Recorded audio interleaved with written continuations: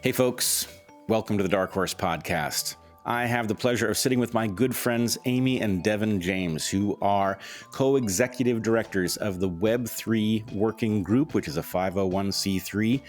They know things. I've been talking to them for years about questions surrounding the security and functioning of the web, and I'm going to persuade them to speak as much in English as possible in talking about where we are headed and what internet it is we will face once we get there. Amy and Devon, welcome to DarkHorse. Hi, Bret. It's so good to see you. Thank you so much for having us. Thank you. Great to see you, Bret. Yeah, it's great to see you guys. It has been a long journey behind the scenes where we have checked in regularly about issues of safety and security on the web, issues of I can't use the term equitable anymore, but the way that the web distributes content and pays creators, all sorts of issues that are increasingly central to this mechanism we all use to interface. Mm-hmm. So what I'm hoping you guys will do is talk to us about the current state of the web, about Web3. I'm hoping you will define that term, and we can explore questions about how this interfaces with the various hazards and opportunities provided by artificial intelligence. Mm-hmm. Anyway, let's start with that. What can you tell us about Web3? What is it, and what should we do to make it better? Okay, well, to get started, let's talk about how we got to Web3. So Web 1 began when Sir Tim Berners-Lee introduced the web protocol in 1989, 1990. And before that, we had access to the internet via proprietary stacks. So you could get on with CompuServe, you could get on with AOL.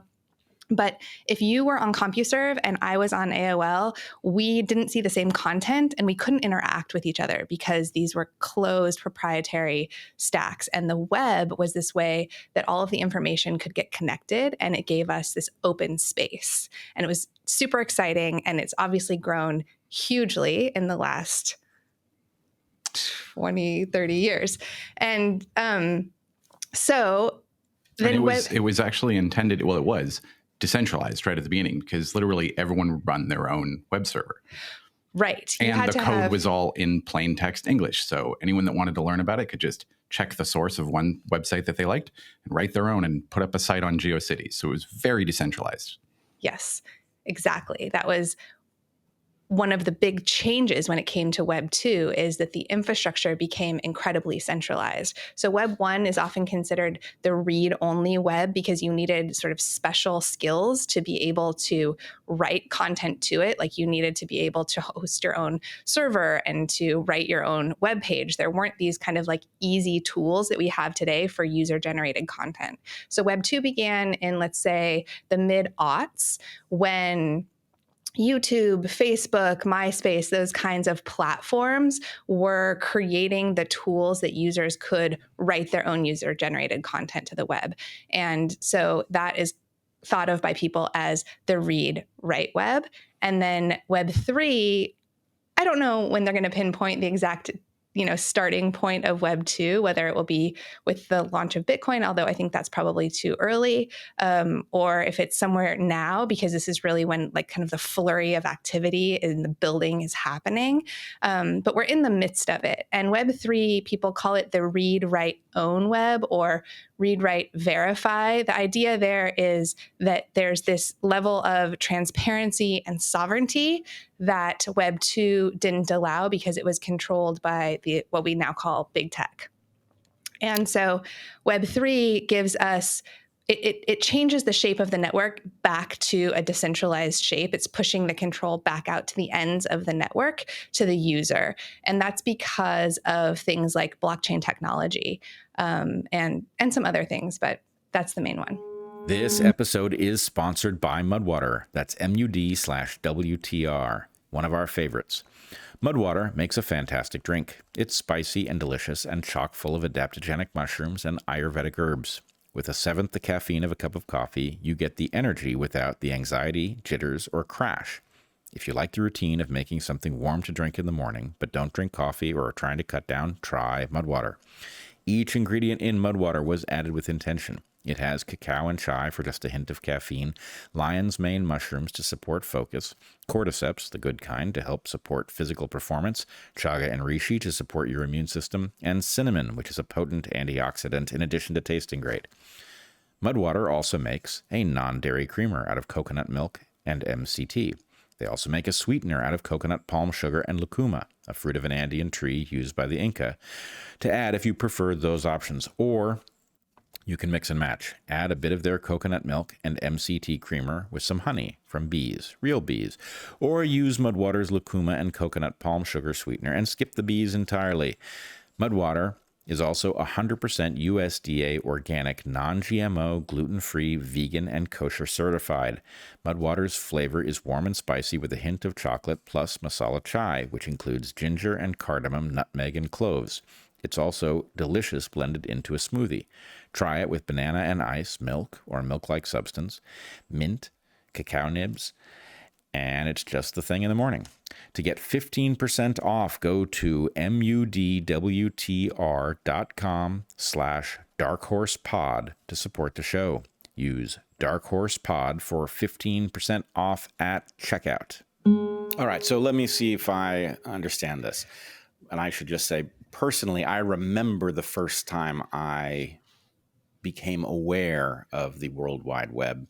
A postdoc at Michigan, where I was a graduate student, was very excited. He had just spent the afternoon looking at the World Wide Web, and he pulled me into the, I don't know what it was, a technology closet. It was a room with a couple of Sun workstations, and he was Do you like, remember about what year it was? It would have been 92, something like that. Nice. Okay. Yeah, it was pretty early. He pulls me into this tech closet, and he sits me down in front of the Sun workstation. He's like, "Check this out. You can go anywhere." And All there 10 was of these web nowhere, pages. really. Yeah. There were a couple of pages, and let's just put it this way. It did not immediately dawn on me that I was looking at a revolution in the way information would be distributed. Mm-hmm. And I did go through a phase where I put together a few crude web pages. Heather became more advanced at putting together web pages. But, it was, as you say, a read-only web for most people. You had to know a little bit of HTML to even get anything to show up on the web. And if you didn't know a fair amount of it, it would show up badly paginated and really ugly, spread out to the edge of the screen and all that. Yep. But, okay, so it was a place that you could deposit things and people could read it, and it was decentralized because anybody, if you could get somebody to host it, you could put anything up. And then there was the era of, you're calling it Web 2, where you had services that provided mechanisms whereby you would be interfacing with their HTML generator so that you could put things up and it would show up properly to your friends, but you weren't interfacing with the back end, but it required you to interface with these services. And now in Web3, you're talking about a decentralizing force. And what's confusing, I suspect, for many people is why the authenticity question and the decentralization question appear to be the same, right? So a lot of people will be vague on what blockchain exactly means. Maybe you guys should start by explaining what blockchain is, and then we can talk about how it interfaces with the web component to make what you're calling Web3. Funny enough, Amy was saying, it's hard to really say exactly when Web3 began because Bitcoin came out in 2009, but blockchain actually came out the same year that the web did, or it was invented the same year that the web did. 1991, I think. Around then, you're right. And it was actually to solve, it was a couple of guys named Haber and Stornetta that wanted to solve they ran into some fraudulent biology papers. And they wanted to be able to basically say, I want to have, or really what it was is they saw that some changes had been made. Something had been published, and then they made changes to it, and then they republished it. And it wasn't transparent that the changes had been made. And so they wanted to have a database that was replicated enough times where each copy of it was identical to each other so that you could actually see if anyone's trying to make any alterations to things. In their case, it still had a dependency on a central point of failure. There was no way to, because your computer's clock and my computer's clock and various web servers clock, they might try to stay in sync with each other, but there's no way to autonomously stay in sync without trusting some central source. So there was no way to timestamp them without depending on a central source. They solved that ultimately by literally, they would publish some aspects of the data literally into the newspaper once a week. And so that would be the timestamp of it. But it just it kept on running for years and years and years and years, but it always had that central point of failure. So what it did have was it had full replication, where you would add a new block and it would contain a bunch of pieces of data, and the block would reference the previous block, which means in order to add a new block, you need to make sure that you have the exact same history as every other node on the network. And so you can't make any changes to previous blocks without it being both transparent and rejected by everyone else because you've made a change. So to just say it super simply, a blockchain is a public ledger. And so when it comes to Bitcoin, it's a public ledger of money. So for those of you that remember, the register in the back of your checkbook, kind of think of it like that, where it's just a log of the transactions that have happened, and that the group of computers that are verifying those transactions, that they all agree on all of those transactions. So they're publicly available. And then your other question was about, did you use the word autonomy or authenticity? Authenticity. Yes. Yep. The authenticity of that comes from public key cryptography. And we can get into that kind of as a second part of the conversation. But essentially, that's just some math. Well, but the other important thing about what was revolutionary about it was about that ledger. Like if you have your own checkbook, you have a single entry ledger. You're making your own entries. Right. The Medicis 500 years ago or so popularized the idea of a double entry ledger, where both the lender and the borrower both have a copy of the ledger that has two columns for both sides of it, and it prevented fraud from happening. And it's but both important of them had to have a note copy. that 600 years ago when the Medicis popularized double entry accounting, that was a dramatic change in business and allowing businesses to grow. Because before that, there was this sort of general ledger system that was more prone to fraud. And so businesses could really only grow to the size of a circle of trust, usually inside of a family, so that all of the people that were participating just were worthy of trust. You knew who they were. But businesses were allowed to become big businesses through the double entry accounting change. And that's really why blockchain is so revolutionary, and people aren't totally getting yet how giant it is. Because it makes it into a triple entry ledger. That's where right. The borrower, the receiver, and a copy that everyone else has is that third entry. The public is the third entry. So no changes can be made in the ledger. And previous to this, triple entry accounting had been sort of theorized, but it hadn't been able to be executed in a way that was trustworthy. And that's what blockchain brings us. Okay. So I think from the point of view of the audience, it makes sense to hear these explanations, know that you're not going to retain them.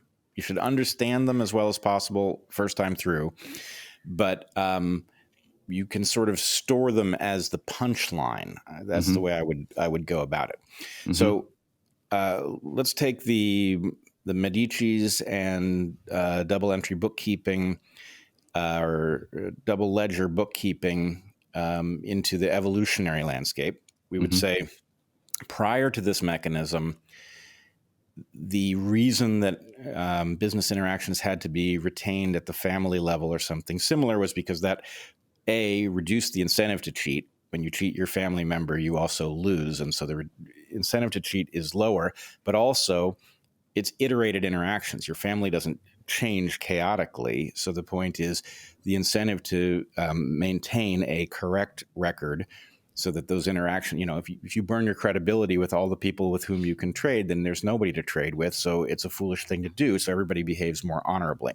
Yep. What you're describing is double entry bookkeeping allows people who don't necessarily have a permanent relationship to trust the accounting enough to proceed with a finite number of transactions, which basically allows you to go from this very small scale to an indefinitely large scale with a high degree of safety, not perfect. But you still safety, had to know who the other party was, because you still had to have some degree of trackable trust with them. If they've made lies in the past, you want to keep track of who that was so that you don't necessarily interact with them in the future.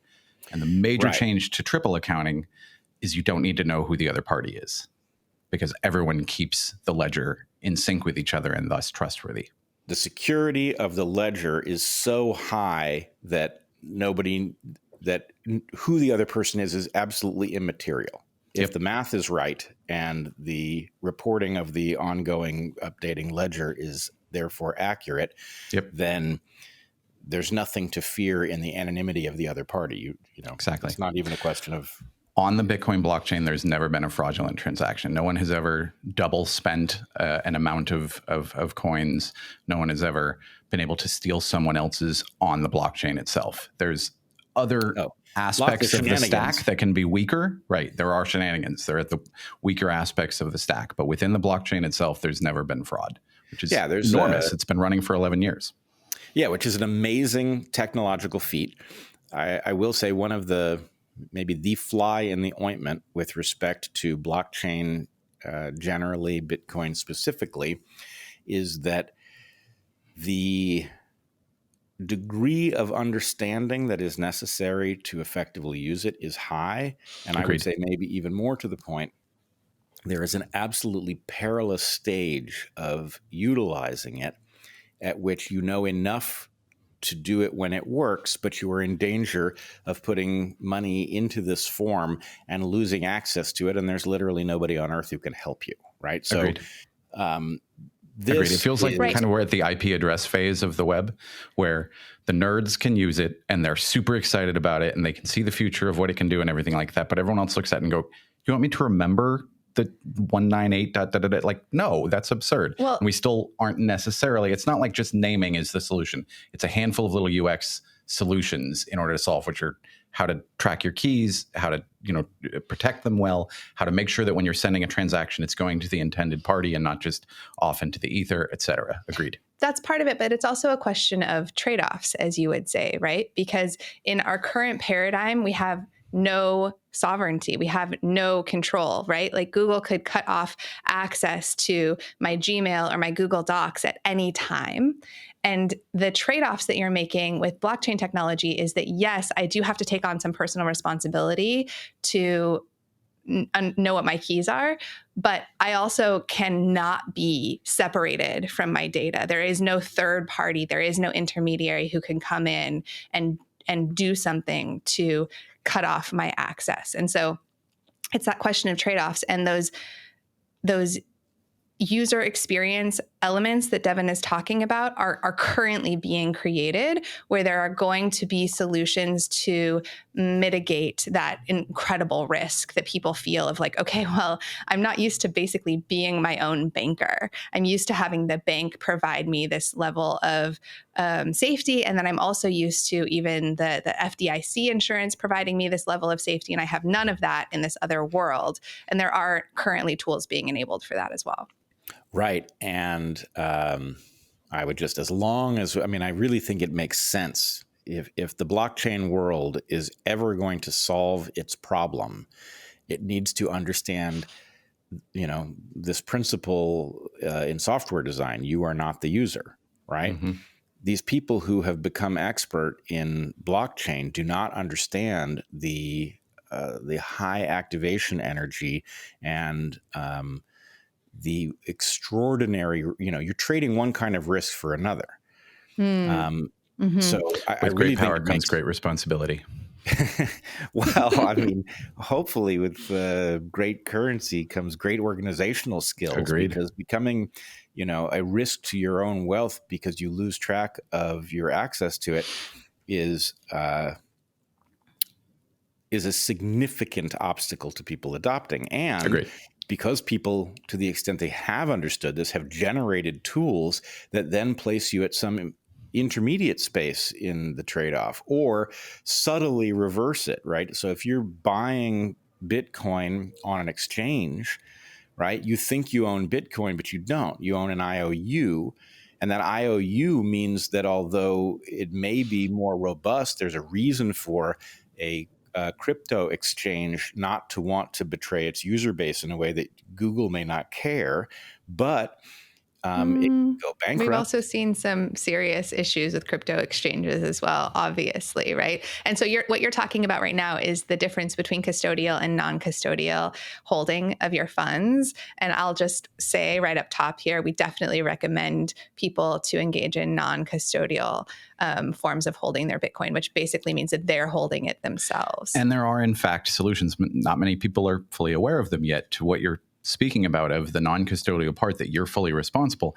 And a lot of people don't have very good password management skills. So if they don't have good password management skills, and they've spent the last 10, 20 years being trained by the web that you don't have to, you can always click the password recovery button, they've trained themselves to not be able to handle this responsibility. Fortunately, there are, in fact, solutions for that. If you have 4 or 5 friends that you actually trust, not so much that you trust them individually to have control of your money, but you can collectively trust them, there are technological solutions where you can basically give them a part of something that you can say, hey, I lost access to my keys. If 3 of 5 of you all agree that I'm in fact me and I'm talking to you personally, you can recover my keys for me.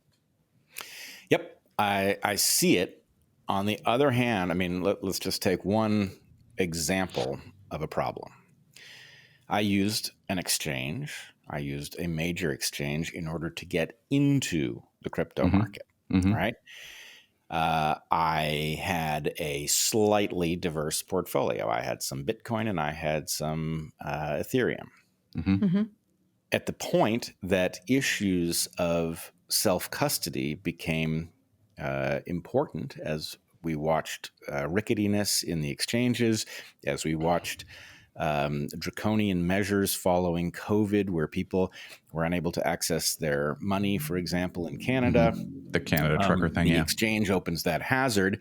So what does one do? Well, one takes their crypto out of the exchange. And the problem is that if you convert your currency from one currency to another, even though you're exchanging one for one, suddenly you get taxed. Right? Because you've effectively converted an asset that varies in value. You have momentarily established its value, and the government takes an interest in that money at a level of taxation. So, do you mean when you moved it, they considered it a taxable event? Yep. They didn't. They may, the exchange may, in the automatic reporting that they generate for you, they may make that assumption. It isn't actually true, though. You moving it from you to you is still not true. So it wasn't the you to you. It was the Ethereum. It was trading Bitcoin from one to another. Yes. Yeah. Agreed. And that's frustrating. I totally agree. But that's not a technology issue. It's a regulation taxation issue. Exactly. No. It's neither. The point is, it is an obstacle to normies getting into this type of currency. As good an idea as it may be, the various uncertainties and unknowns. When am I going to get hit by a tax I don't see coming? When am I going to discover that although I think I own a whole bunch of Bitcoin, I don't, because actually I bought it through an exchange that gave me an IOU, and that's buried somewhere in the fine print. All of these things are obstacles to people who know full well that their dollars are not secure in the way that they once were, and might like to at least diversify, if not move out of dollars entirely, can't do it. And it's why these currencies can't be used as a normal mode of exchange, right? The burden of the technology is so high. But of course, I'm not telling you anything you don't know. Well, exactly. To a certain degree, that's exactly why our organization exists, because that problem is solved on 2 sides. One, educating. There's been no new regulations written for the sake of crypto. And some people look at that and say, well, why would you want more regulations? Crypto is about freedom. Why would you want? Because there's no new regulations, agencies like the SEC and the IRS are assuming that it's something old, something that they've already figured out how to regulate, whether it be a security, a stock, whatever else. Some of them might be. But because all those things were written into law 100 years ago, they certainly didn't imagine the existence of this technology. And there's a handful of different ways in which this technology actually solves the problem that those regulations were intending to solve for. Right. So double solving that can actually create new problems. So we're looking forward to new regulation, and part of our job is to help educate regulators to some degree, but lawmakers themselves as best as possible, so that they understand the technology and they don't throw the baby out with the bathwater. One of the great examples that we like to use is in the mid 1800s in England, they were leading the way on the development of what would eventually become the automobile, turning the steam engine into just putting it on four wheels, driving it through a town. And they were way ahead of the rest of the world. And lawmakers got scared of it. I assume there was some accident and people got hurt, something like that. But lawmakers got scared of it, and they passed these things called the red flag laws, where everyone, if you enter a city, you have to slow down to, I think it was 2 miles an hour. You have to have someone walk 40 yards out ahead, waving these red flags and warning everyone that's coming. And a lot of other countries consider them too. In the US, there was one that was considered where if you were going to pass a horse and carriage, you need to literally park your car behind some bushes and disassemble the car so that you don't scare the horses, right? And so they actually implemented these in the UK, and it destroyed the nascent industry that was trying to develop this stuff. And Germany saw the opportunity and said, full steam ahead, no pun intended, and they got the credit for inventing the automobile. And very quickly after that, England realized their mistake and repealed all the laws, and they tried to catch up again. This is a global technology. Some parts of the US are acting like, well, we just own the tech industry, so whatever regulations we implement are going to be worldwide, and that's just not true. Other countries see the value of this, and so it's our job just to help American lawmakers really understand the actual value of this so that they can go about fixing it. But then, or building the right set of rules for it. But then the other side is educating the public, because part of these problems are going to be solved by the next wave of people coming into it. Either the users that are, submitting complaints and saying them in just the right way for the engineers to go, aha, I finally get it. Or the next wave of Web 2 engineers moving into Web 3 and saying, I have an idea for how to solve this. I think a lot of the solutions to these things already exist in the market. They're just still being kind of hashed out. And then the next wave of growth for it is going to give the opportunity for them to actually be realized in a widespread way. Well, I certainly hope that you're right. So do we. The vulnerability of fiat currency or the multiple vulnerabilities that come from fiat currency are so great that I can only hope that Web3 does solve the many different obstacles and hazards that accompany crypto. That said, I'm stuck in the same place that I am with, let's say, pharma and public health. The capture. Which is to say, I would certainly like to live in a world where these things are well regulated. I certainly don't trust the people in the position of regulating them to do more good than harm. In fact, again and again and again, we've seen the opposite. And so I'm sort of I'm forced into a libertarian position that I do not personally agree with, because no government is better than malignant government. And I wonder if we are not in the same place, especially in light of the obvious desire of the worst elements of our governance structure to force centralized bank digital currencies on us. They obviously can't have a thriving crypto sector, because if they do, there will be no reason to embrace centralized bank digital currencies. And, in the worst case scenario, we might all end up actually free and happy. You know what I mean? I mean, that's what they want to prevent. Yeah. Well, I would say, no, go ahead. Okay. I would say the good news, we focus mostly on the financial applications of this technology so far, but there are applications that are well beyond that are actually, I think, much more exciting in terms of how they are going to affect us on a day-to-day basis, just like average internet users like you and me. And the same principles apply here in terms of transparency and authenticity, and that the entire way that this technology can sort of remake the internet, decentralize its structure, is so profound that it can bring back the kind of trust that you're looking for in these systems, whether or not they are regulated. It's kind of like the access to information that they will provide, the access to transparency of that information, of provenance of that information, et cetera, that they will provide, will then allow us all to look at that and say, well, this this is how we think that things should be done. So regulation could use that information in order to better regulate, whereas most of the regulation right now is trying to say there's some sort of, what's that word? It's not synchronous, asymmetrical information, right? That's why stocks have to, have these public disclosures, right? Stuff, yeah. And that's just sort of not necessary when it comes to blockchain technology, because by their nature, they're public. And by their nature, they're transparent and have this record of, when things happened and who was involved with them. A record that's more indelible than anything else on the web. All right. I want to pause you there, because I think there is a trichotomy here that people need to be, they're sort of dimly aware of it, but they need to be pretty well versed in it to understand what you might be talking about. Okay. So you tell me if I've got this wrong, but what you have is, you have blockchain technology, and what you are now talking about is the use of blockchain technology for something other than cryptocurrency, right? And so blockchain is this ledger mechanism you are describing. And the Bitcoin ledger, what it tracks is just debits and credits. That's it. Other ones track other stuff, other types of data.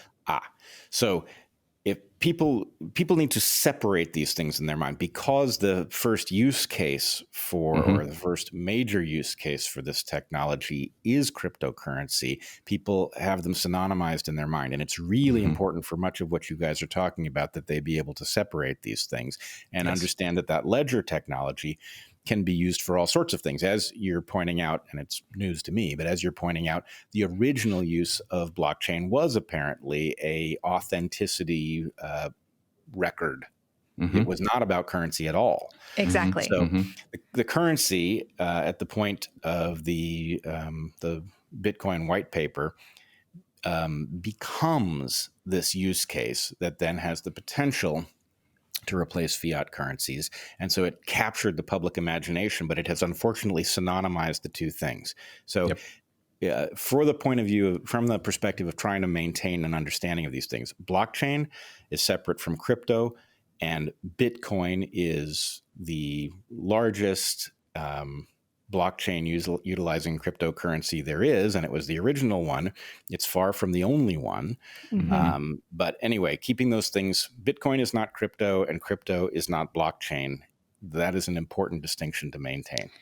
Yeah. So the Bitcoin blockchain, what it did was it combined some previously existing technologies to create Bitcoin. It combined blockchain with public key cryptography, and it used proof of work for its consensus. Those three pieces had all been done previously. Haber and Stornetta had done blockchain, Adam Back had done proof of work, and public key cryptography is just like, it's how TLS works. It's how the internet. Yeah, it's just like how anything is encrypted on the web. And so, so combining those was like the big innovation that Bitcoin brought forward. And because the proof of work mechanism is incentivized, because a sum of blockchains is released every time a new block is created. A sum of Bitcoins. A sum of Bitcoin. What did I say? A sum of blockchains. Then that's what incentivized the use of the network. And so when you say like they're different, they are different in terms of their application, but a lot of them still have that incentive mechanism. And that incentive mechanism is really, really important. I would say it is what allows Web3 to be a realistic vision, whereas before it wasn't, because we've had certain decentralized technologies for more than 20 years. We've had BitTorrent forever, and it's just become known as folding at home and SETI at home, for example. Okay, like they've been around for I think 10 years longer than Bitcoin. And Bitcoin is dramatically more powerful of a network. And it's because of the financial incentive, because all of the workers that are participating with SETI at home and folding at home, it was just, hey, use your idle computer time to do these important things, cure cancer and find whether there's aliens in the universe. These are really important things, but it was all voluntary. And so you weren't going to get commercial activity. You weren't going to get people dedicating real resources to it. Because of proof of work was the solution to the central point of failure that Stornetta and Haber had. And part of that was because it gave the workers that were creating each new block an incentive to do that. They were getting paid.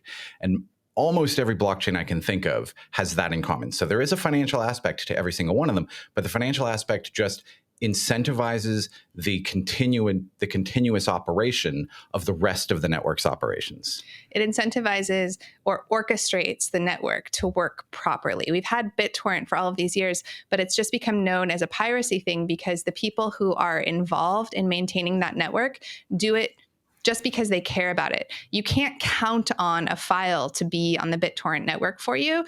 I mean, now they have created a token, so I'm talking about before that, but you can't count on that file to be there for you, even though the dynamics of a network like BitTorrent compared to the CDNs that we use now are wildly more efficient. They produce wildly better results. They're wildly less expensive to operate. And yet the structure of the CDNs that we have right now, the centralized ones where we have kind of this like funneling problem where the more popular something gets, the lower quality it is, the slower it gets to you, the more expensive it is for the platform that's providing it to you. That doesn't work when you compare it to a decentralized network and all of what it can provide to you. But you couldn't count on those decentralized networks until we had that incentive piece. So just, you can't dismiss it. Yeah. Let's translate this into English and then biology. So SETI at home is a great example, right? SETI at home, you could use your spare computer time to look for patterns in the universe that might indicate aliens. Cool. But why would you? Well, maybe you'll find aliens and people will interview you about what it was like to be the first person to spot an alien pattern. But the chances are pretty damn low. And so it was pretty limited. You had to be kind of enthusiastic about it and maybe a little altruistic. And neither of those things are a payout in and of themselves. They're not sustainable, right? They're not sustainable. And in fact, the altruism piece is a penalty, really. Mm-hmm. Then you have something like BitTorrent. Why did BitTorrent work better than SETI at home? Well, because you did have an incentive to log into the network, right? You had an incentive to log into the network, which is that you wanted to download something. Get some free music. Right. Mm-hmm. And as long as you are logged in for your own selfish purposes, then maybe you feel a little shame about not doing your part. Maybe you notice that it's really free to you to allow the extra bandwidth that you've paid for to be used in this way. And so, or maybe you're sticking it to the man, whatever it is. There's some reason once you're logged in for your own purposes for you to do a little bit of the heavy lifting that doesn't cost you anything, but it's still not a payoff, right? Mm-hmm, mm-hmm. It's like holding a door for somebody. It's a kind of altruism that is so cheap that why wouldn't you? Right? You're not going to dedicate enough computer resources that it'll increase your electricity bill, or you're not going to, buy a bunch of extra hardware to do it because that's an outlay of cost that you're not going to get back from the network. Right. But you might throw a little, it's like throwing cardboard in the recycling bin rather than the trash, right? Exactly. Exactly. It's a tiny bit of effort. You might as well. Exactly. And then there's a question about, well, what if you were actually, what if you were paid? And, mm-hmm. We've seen silly examples of this or somewhat silly examples of this, like bounties on glass and aluminum that do cause people who are really in desperate straits to try to accumulate enough aluminum to actually go buy a sandwich or whatever. Mm-hmm. But if you actually got paid serious money, then you do it, because why wouldn't you? And in fact, we've seen that this is so successful that it is now actually driven the price of computer hardware that's good at this sort of thing through the roof and created scarcity, right? Because the amount you can get paid by doing the work that is the central part of proof of work is substantial. In fact, you can make a lot of money. Mm-hmm. Is all that correct? Yes. Okay. So what you are saying is incentives matter. This, of course, shouldn't be news to anyone. Of course, incentives matter. It's why we do everything, and it's why we're actually built the way we are, right? Right. Yeah. Why does sex feel good? It has something to do with the fact that your ancestors passed their genes on through this behavior, and therefore a system was built to create an internal reward so that you would be driven to this thing, right? So that kind of logic is, of course, how you would build a system that actually worked, unlike something like SETI. Right. So, all right, given that, you have barriers to entry for the Web3 space. You have incentives to participate at a high level, and you have trade-offs for us, those of us who are not likely to end up doing the work of the network, but maybe would like the security of a currency that is immune to fraud or immune to governmental interference, right? Barriers to entry that keep us from utilizing it. Okay, all of that is true for the currency side. And then there's the question about if we take the currency out of this and we look at the technologies, you're talking about a mechanism for ensuring authenticity. Well, suddenly authenticity is on a lot of people's minds because we recognize that we're like hours away from deep fakes that are so good that you can't detect them by looking at, the direction of the shadows and the stuff that we used to be able to do to figure out whether a photograph was for real. So, So Devon used to be a compositor before we got into this industry. He was working in the entertainment industry. And so I like to say, like, he's the reason that photos no longer hold up in court, right? Because he could create images that were photorealistic. You would totally believe.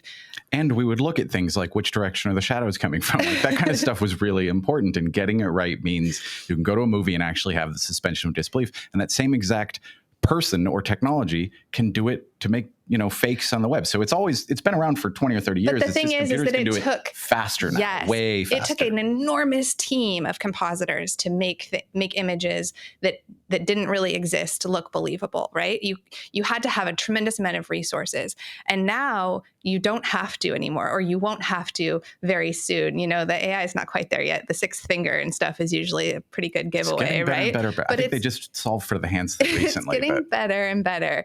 And when we first saw this, I think it was in like 2019, Devon was like, wow, I cannot believe it. This is so exciting. The kind of filmmaking that's going to come out of this is just, he was just like giddy. I was horrified because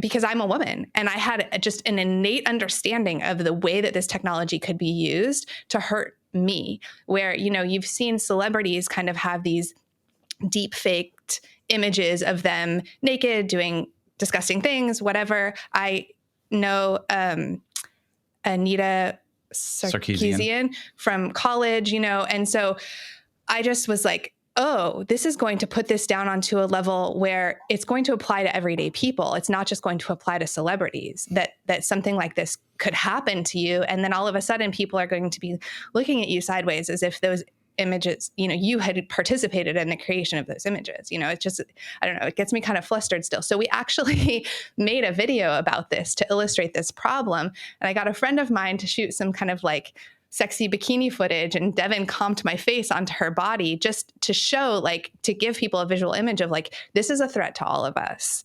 And it's a threat that's like very real at this point now with where we are in the progression of things. And so that takes us to the cryptography element, the authenticity element. And before you get there, I want to say, first of all, you guys showed me that video years ago. I guess this would have been pre-COVID, am I right? Yeah, before COVID, yeah. I think it was right before COVID.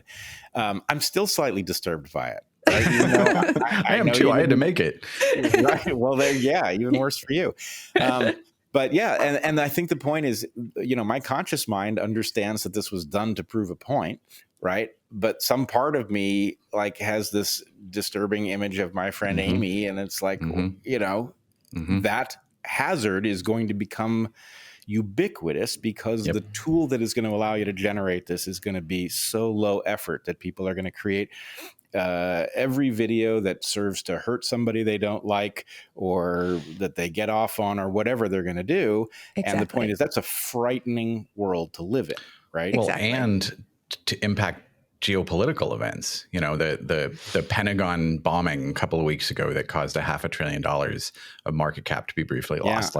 That's dramatic. I mean, in that case, it's absurd that anyone reacted that way because it wasn't even in the shape of a Pentagon. It had all those artifacting things that people talk about. So with a few seconds of looking at it, you could tell that this is fake, but it spooked the heck out of the market. And I think mostly it spooked the market because they were like, okay, we figured it out pretty quickly, but pretty soon we're not going to be able to. And mainly they were just scared by the implications of this, I think. It was a risk aversion. They don't know what this means, even if you know it isn't what it appears to be. We're never going to be able to trust anything we see again. Exactly. Well, and when these fakes get really, really good, I mean, basically we're going to be in an arms race where the detectors are going to be pitted against the generators, and we're going to get to a level where no human is able to detect anything. Fortunately, there's a much better way to actually distinguish between them. Except for... Well, hold on. Before we get there, I want to complete this dystopian picture of the world that's coming if we don't do something. Certainly. And I think it can be summed up in the following phrase: PICs and it didn't happen.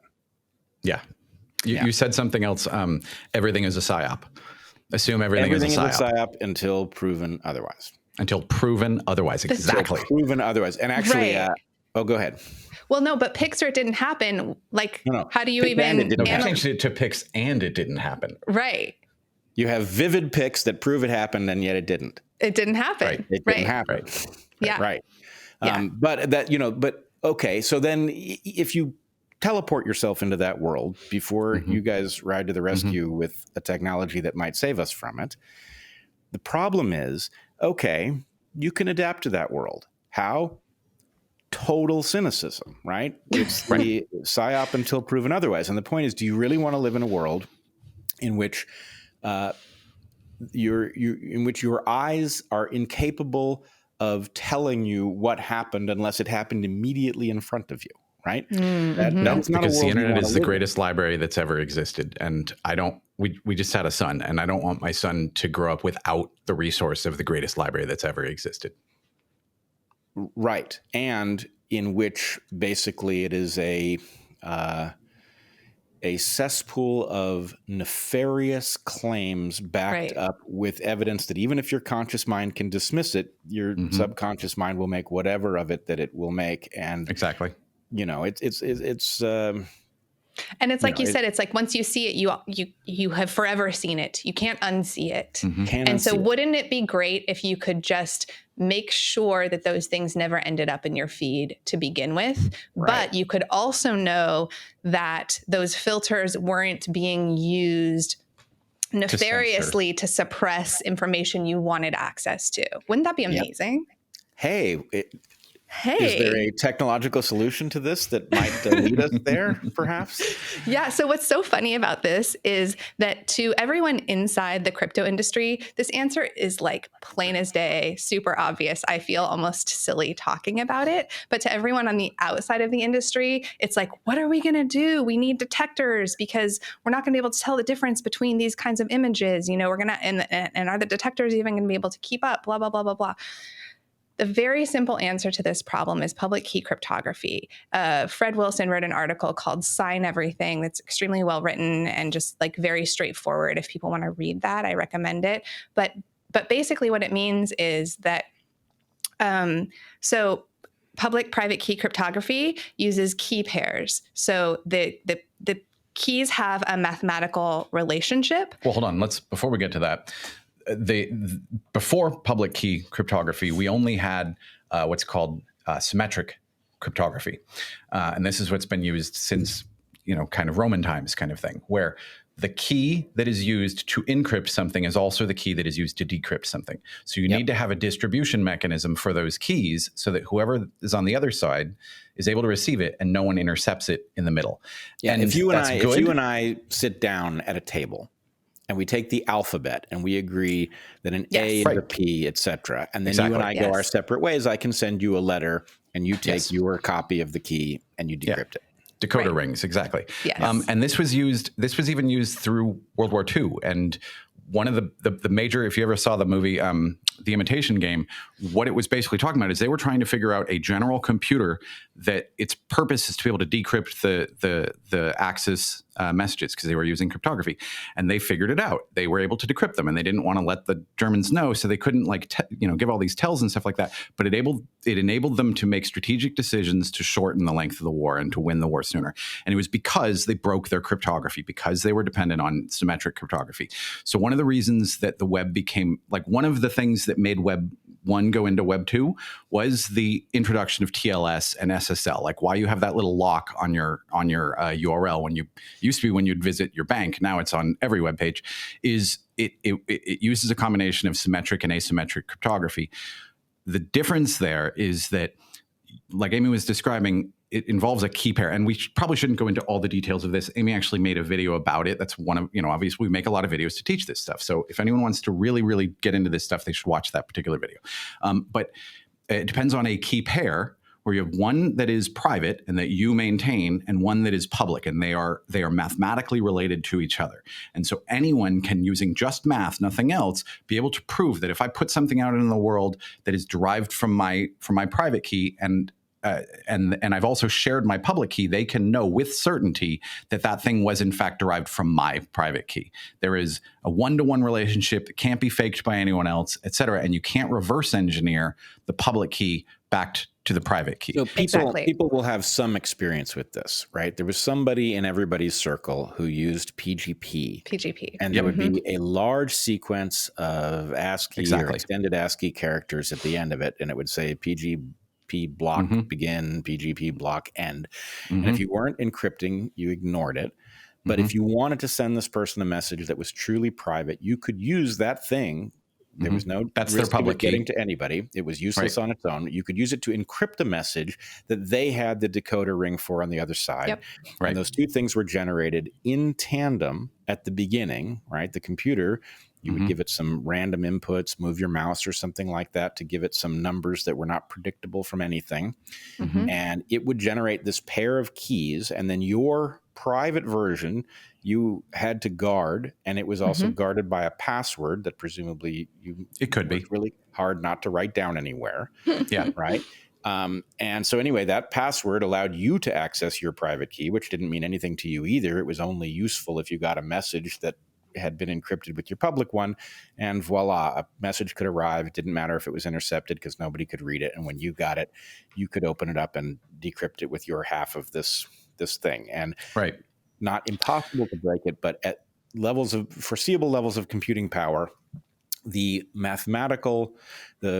computing horsepower necessary to break it put it, what was it, tens of thousands of years in the future if you set a computer to the task of guessing, and it just kept exactly. But like you said, it never caught on, right? There was like one person in your circle that used it because it was this kind of like onerous thing to do, to encrypt your email. It wasn't that hard, but it was just this extra step. It was super annoying. But then Proton Mail built it in to its software. And so now you and I can exchange emails just as we would on any other email software, only it's fully encrypted end to end. Automatically, without you having to do anything extra. Right? And that can be applied to this as well. Right. Now, again, I really think, I hope that the crypto folks will turn the lasers off in their eyes for a little bit and just tune into this podcast and hear about the problem of all of these technologies. But the reason that PGP never caught on was not just that it was a little weird, right? Once you went through the process of generating the keys, it was easy enough. But the point is, okay, so let's say I have your key, Devon, and I send you a message. Very likely the next thing that happens is you're going to send me another key and say, could you encrypt that again? I no longer have the private key to decrypt that message you just sent me, right? That happens all the time because just key management. With cryptocurrency, you can lose access to stuff that you're entitled to have. And, so Proton Mail, I use it myself. It's a great example of what can be done. On the other hand, it now introduces the problem of like the crypto exchange, right? You are now dependent on Proton Mail being what it appears to be. Right. And that's an additional problem. So I don't know. And you're dependent on because Proton Mail is maintaining the servers where your information is stored essentially. Right. And most people didn't download a copy of their own private key. It's just stored. Exactly. Right. And so while we all just take the leap of faith and trust that Proton Mail is encrypting everything end to end and they don't have any sort of backdoors into that and it is on their servers. And so if somebody were to subpoena the information on the servers, they wouldn't necessarily be able to access our information. That's all a leap of faith that we're making. And what we're talking about with Web3 is decentralizing the full protocol stack so that it's decentralized all the way down to the layer of the server infrastructure itself, right? There's a protocol called a cache that you can use to rent server infrastructure so that you're not necessarily using a single provider. And it's literally just decentralizing the server infrastructure itself. So we're in this weird time right now where most of us are still on Web 2. Web 3 is sort of being built, and the bridges from Web 2 to Web 3 aren't obvious and are being experimented on to see what makes it easy, what people like, what makes it, and even really what's necessary. So a lot of people are calling this like Web 2.5 because there are some apps that are out there right now where a piece of their app is decentralized, right? They're built on Arweave or they're built on IPFS. So they have this aspect of decentralization because they're decentralized file storage, but they're also, have a client that's hosted on a server so that you can just go to www.whatever and get to it directly. And that piece is still centralized because they're running it on Amazon Web Services because they haven't felt the pressure to decentralize all the way down to that server layer and have it hosted instead by a cache, for example. Because, building a new protocol stack where the app is decentralized, all the way down is a lot more work than what you're currently used to doing, just because these protocols are still being built essentially, right? Yep. Well, let me just add one more thing before we move fully away from the sign everything. The extra layer to that, we were only talking about how to encrypt things so that they stay private. I'm sending it to you and only you can decrypt it. The other thing that you can do with this is I could take some message that I'm going to put out into the world publicly, and I can create a signature based on that message using my private key to decrypt it. And because my public key is available to anyone can use the public key to decrypt that signature. And what that tells them is the signature was generated based on the thing that I'm sharing, and it was generated by my private key and only my private key. So it's a way that I could put up a blog post or a video or anything else I want and attach a signature to it. And that signature is mathematical proof that the thing hasn't been altered since I signed it, that thing that I'm sharing the blog post or the video, and that I'm the one that actually shared it. And so that's the extra layer that we use in order to figure out that authenticity aspect of the stuff being shared on the internet, that especially as this fear is growing and especially as actual market impact is growing, there will become more of an awareness that this is the way to solve this, and thus we will adopt this new perspective of sign everything. If you want it to be perceived as authentic from your followers, from the public, from the government, anyone else that you want something to be perceived as authentically from you, you attach a signature to it. It's incredibly simple for you to do so, and anyone in the world can mathematically prove that it came from you, it didn't come from anyone else, and it hasn't been altered. Well, I'm really glad that you brought that up. And the thing about that is that he's making it sound like it would be this manual process that you would have to engage in. And what it is that you could use an app that's integrated that. And so that's what I was talking about, where wouldn't it be great if your feed could automatically be filtered so that you're not seeing any of the stuff, any of the garbage, but you can also audit those filters to know that they are not being used to suppress information. Okay. I need help understanding some aspects of this. Okay. Something shows up in my feed. It appears to be a video of some event that would matter if it happened, but would be trivial to, with the help of AI, generate something that made it look like it happened and it didn't. Mm-hmm. What does this system do for me? I can look, suppose there's no signature. Right. Don't trust it then. I can filter it out on the basis that if it were genuine, it would have one. Exactly. Suppose it has a signature that's unknown to me. That's only been used to sign one thing before. So again, what you know is this doesn't have The party that released this doesn't have any track record of trust in the past. So you can treat it as you want. Like some people might say, well, at least they signed it. They're starting to establish a track record, but I know that it's less trustworthy than the 1,000 messages that I know were published by Amy and all used the same key, the same public key. So I know all those came from her and she has a whole history of them. Whereas this one, that's a really huge event, it's signed, but by a key that's only been used once. So the person that signed it had no interest in establishing their past track record of trust. So we can go back to your picks and it didn't happen. Assume nothing is true. Assume everything is a psyop unless it's proven otherwise. The signature proves otherwise. It proves something. It gives you some piece of information. So right. You're getting to the issue of trust. And just because something is signed and just because something is on a blockchain doesn't mean that it's trustworthy. And I think that gets conflated. So I'm really glad that you're bringing that up. No, I get that it's not, you could put garbage on a blockchain and not only is there garbage on the blockchain, but it'll be there forever. Right.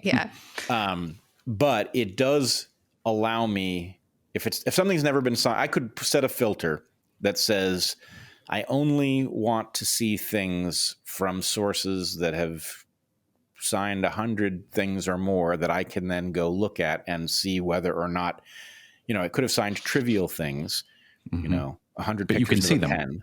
pen, right? And then I know, that doesn't strike me as likely to be worth trusting. Much proof, right? Or it could be somebody who has, documented some thing that I can otherwise verify. I don't know what the pattern would be that would suggest that this was a source. I would that say would be unlikely. Putting a signature onto your social media profile. Then as long as you trust that the tweets that are coming out of someone, if you've interacted with them on Twitter and you trust that it's them and they have created a loop between their public key and their Twitter profile or their Instagram profile or whatever, that attaches them to them. Like the person that has those keys also has the login information for that Twitter account. Yeah. This gets us some fraction of the distance. It's that bridge, right, between Web 2 and Web 3. It's like, okay, well, what we have right now are these profiles on social media, and we assume that they are, who they say that they are. For the most part, it used to be that blue check told us that somehow the platform was involved in verifying and saying who that they said they were. It told you that you were dealing with a very high quality person. That's no longer a filter because you can just buy that now. So, it is tricky. We're in a tricky landscape here, right? Are you going to put up, your ID along with your public key? Like, wow, that would be a lot to put out there. But you're right that we need these sort of steps along the way to give it that verification. There's other things that have been played with where it was kind of like what Devon was saying, when you can share your keys with friends and that they can help you to recover them. You can also do that with attestation of like, this person is who they say that they are. That was being done with land records at one point, was something we were working on. There's like key signing parties where people get together and they show their ID to the other people that are having pizza with them and whatnot, and then they sign something. And so now if I have trust for all the statements you're making online and you attest that these 10 other people that you met at this particular event are who they say they are, then that increases my level of trust of them as well. Okay. I see what's getting obscured in this is that this is a giant leap from the zero trust future that is coming almost immediately if we don't have this. Right. A world where everybody will either be a permanent rube, right, being suckered left and right, or a cynic who can't be convinced of anything. Right. That's the two futures we have if we don't have a technological. And neither of those are good for us. Exactly. Both of them are disastrous failure modes, and a mixture is an even worse one. But this provides a mechanism to solve the cynicism problem. Right. It gives you a basis on which you can establish trust of a certain amount of stuff. Yep. The world will still be full of untrustworthy stuff, and you won't necessarily know what to think of it, right? If I see that a particular image that suggests a particular fact belongs to a Twitter profile that has 5,000 followers and follows 300 people and has posted on a variety of topics and is followed by 3 people I know, right? That is not a garbage account, but it's not a highly trustworthy account from my perspective. It's just somebody who probably exists, right? So anyway, the point is that's an intermediate level of trust. This doesn't give me a high degree of confidence of that image. And it also, I hesitate to say, opens a frightening landscape of possibilities with respect to what the value of a highly trusted source signing a false piece of information would be. And then what happens in a world where somebody has spent a lifetime building up credibility and then somebody puts a gun to their head to borrow it to establish a fact that isn't a fact, right? That's a frightening prospect. Yeah, for sure. Agreed.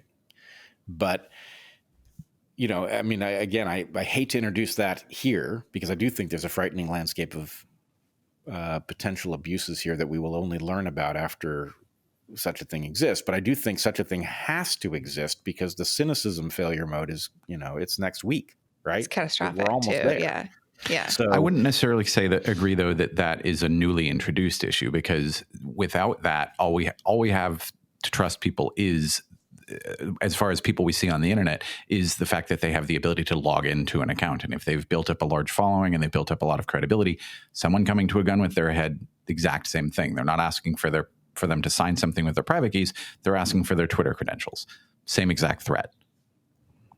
Yeah, you're right about this, and I do wonder how much of our worldview is shaped by people who have established credibility and have some vulnerability, who are being, you know, manipulated. Agreed. Let's say, when I look at Bill Gates and I see what he's doing with respect to public health, it looks diabolical to me. But what I don't know is whether his connection to Epstein caused him effectively to be a robot doing somebody else's bidding that isn't really what he would be dedicating his time to if he was a free person.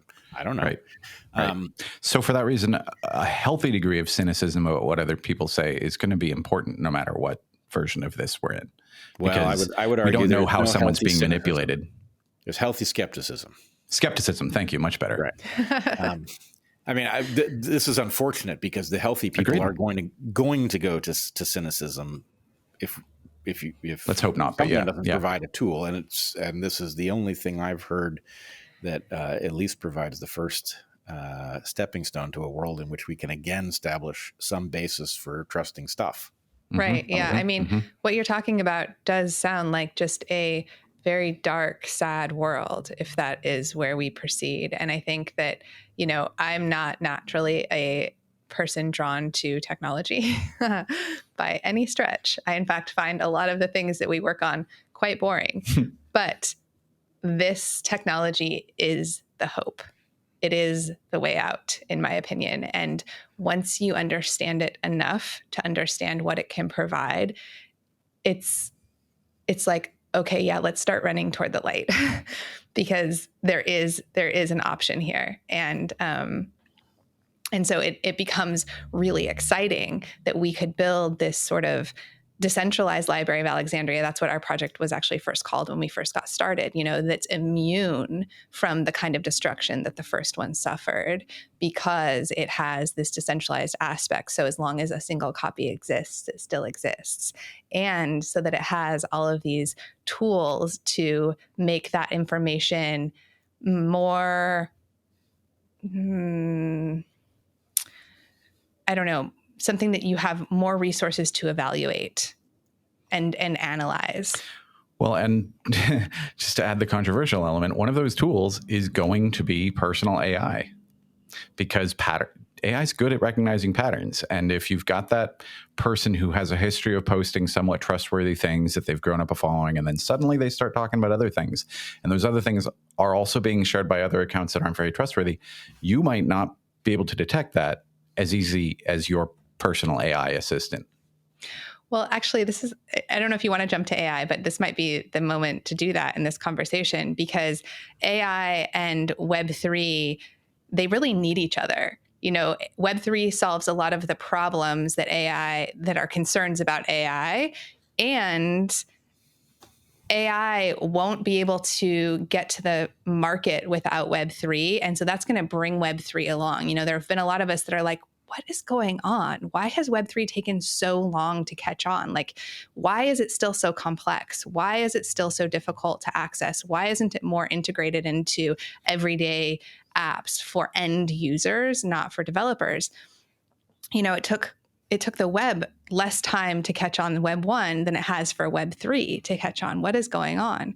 And the AI issue is really, I think, going to be a breakout moment for Web 3, because you can't get access to some of the things that you need to build AI, and Web 3 can provide that, like access to the GPUs.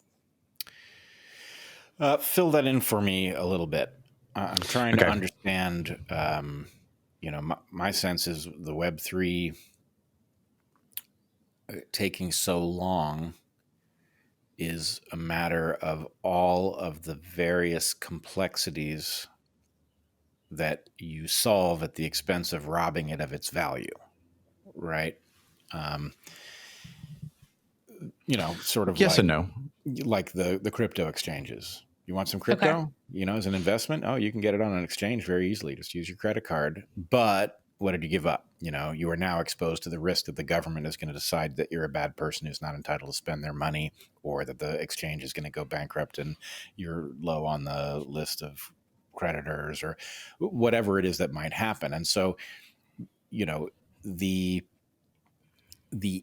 difficulty in separating the technological obstacles and the knowledge necessary to properly interact with it is robbing producers of the incentive to generate the mode of interaction, because the audience is limited.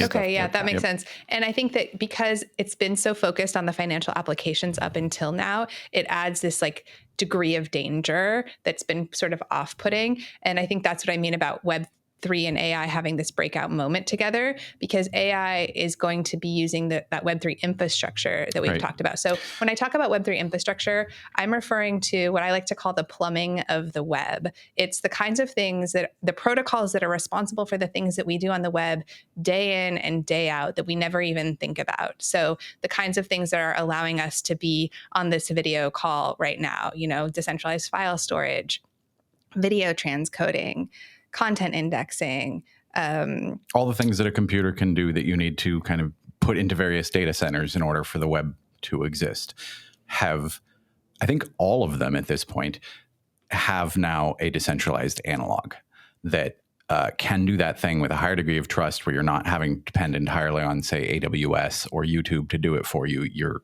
using a decentralized network that is transparent. You can see it, and it's actually running on some individual's computer somewhere. Yeah, I want to just make a quick... I want to ask you about that, though. Yeah. My impression, and the three of us have talked about this many times over the last however many years, and my sense is that all of this stuff is now doable in some decentralized form, and much of it is quite good. But there's nothing that doesn't yet that lacks a central point of failure. And so my sense is, no matter how much you decentralize, there's a point at which you're going to run up against one of the protocols at the bottom of this stack. Right. And somebody has ultimate control over it, whether it's ISP or DNS. Exactly. That's a totally reasonable worry, because if you leave one central point of failure in there, then that's the point of leverage. Yep. And so you don't want to. And you're actually incorrect about that. The whole stack has now been decentralized, including ISP access and DNS access. So you can do storage, you can do video processing, you can do compute, you can do everything you need to on the web in a fully decentralized way, including there are in fact decentralized wireless networks or decentralized cell phone networks, where someone literally puts a little kind of small personal cell tower on their house, on their roof or whatever, and it creates access for everyone in their area, and they earn cryptocurrency in exchange for doing that, for enabling their broadband to have access to it, and them keeping the hardware up and running. And it actually, what's really smart about the one that I'm thinking of in particular is called Helium, is if it doesn't do you any good in like a major city to have 10 of them that are directly overlapping and not actually increasing the amount of bandwidth available. So it's biased toward filling in the holes in the network. So wherever there's physical gaps, you get paid a higher amount if you fill that gap. Cool. All right. So I would say that where we are, though, in terms of the development of these things, is that the individual protocols for these things exist. And now we need developers to come along and bundle them up and build that app for end users that allows you and me easy access to engage in these systems with these protocols in a fully decentralized way. Because right now you just have kind of like apps built on one of the protocols. And so it's kind of this like mishmash where it's not like a real thing that you and I can actually fully interact with yet, but we're super close to that. And we're getting there more and more every day. So are we, I don't want to force it to this metaphor if it's really not right, but there was an era, a computer era. I had an Apple II when I was a kid, and it was a command line interaction. It was doable, right? You needed to know a little bit to operate it. And the more you knew, the more you could do with it. But it was, the command line was an obstacle, right? Because most people did not know what to do with the flashing cursor, and the fact that you couldn't talk to it in English was a deal killer. And then Apple, borrowing from other people, including Xerox, realized that running it required familiar metaphors, right? And that a virtual trash can that you could drag stuff you no longer wanted to was good, and that a folder was equally good, and that copy and paste and cut, right? That these metaphors were going to be the thing that allowed normal people to interact with a computer. And then at some point you realize, there's no reason that file has to live in a folder. It could live in all relevant folders simultaneously, that it's not limited to the physics of a folder. And so you get this mixture of the constraints that come with metaphors, and then people who get used to those metaphors can then be induced to break the mental constraints and to free themselves from some understanding. But really the point is, what made computers viable for most people was metaphors. But what are the metaphors doing? They're actually obscuring the complexity behind things that aren't complex. And so again, I know you're not necessarily a fan of this, but that's what AI is going to do and is already doing. We were just looking at 2 articles about Web3 platforms that are introducing AI. One of them that is just a chatbot sitting on top of their documentation, so that any Web2 developer who wants to implement this stuff can just chat with a chatbot, get all the answers they need. And then another one is a whole Web3 search engine, so that anyone can come along and ask any question about the entirety of all the web, because there's thousands of protocols at this point. It's hard to track them all. It's hard to, especially because they're constantly all evolving. And so that's one of the ways that the complexity can be obscured behind asking simple questions and getting direct, simple answers. Oh, look, I'm all for that. And in fact, every computer language is such a thing, right?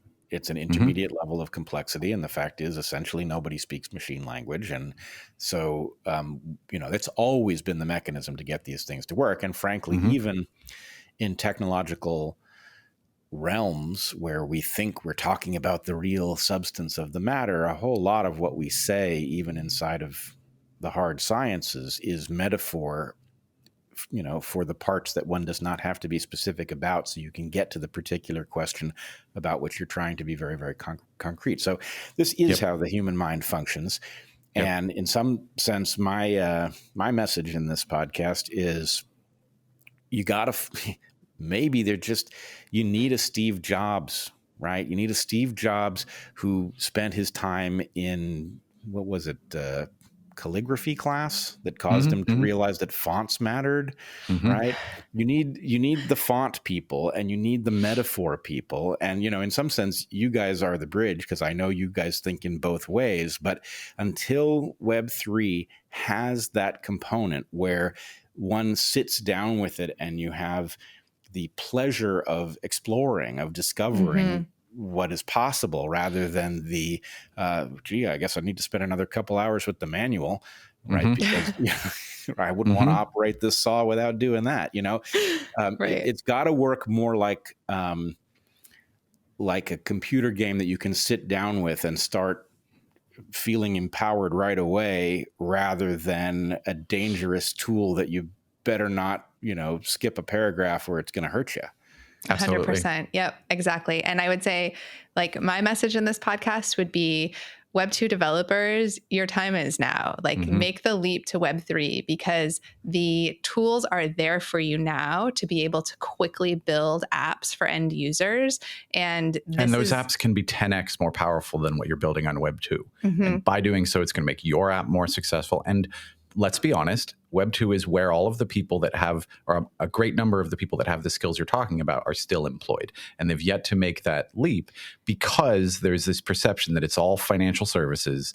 And there's some amount of overlap between the interest of tech and finance, but it's not incredibly high. And so most of the first wave of this is finance-related people, finance-focused people. Just a few years ago, you did need to have sort of special skills. You needed to be a blockchain developer to be able to participate. And that's just no longer the case. Now you just need to be a web developer to build something on top of it. And it can still run completely decentralized, because web is just code. It can be running locally in your own environment. It can be running a decentralized network, or it can be running on AWS. And all we really need is, we need the alternative to AWS to be less expensive and more trustworthy. And that already exists. So now there's good enough reason for web developer, for you to run your web server on something like a cache. But where Amy was going earlier is, not only is that true for AI, but it in fact even solves a constraint issue that AI doesn't have, that the Web 2 era doesn't really have a solution for. There's a handful of new GPUs that are coming out, called the A100 and the H100, that are so powerful, they're $20,000 a piece. They're incredibly constrained supply. And so, one thing we've heard is that a lot of VCs are trying to buy them as fast as possible, because then they can add them as a little like a kicker to their deal flow. On top, if they try to offer someone a deal, if they want to invest in some AI startup and they're competing with someone else, they can say, well, I've got access to the A100 and you get access to that kind of thing.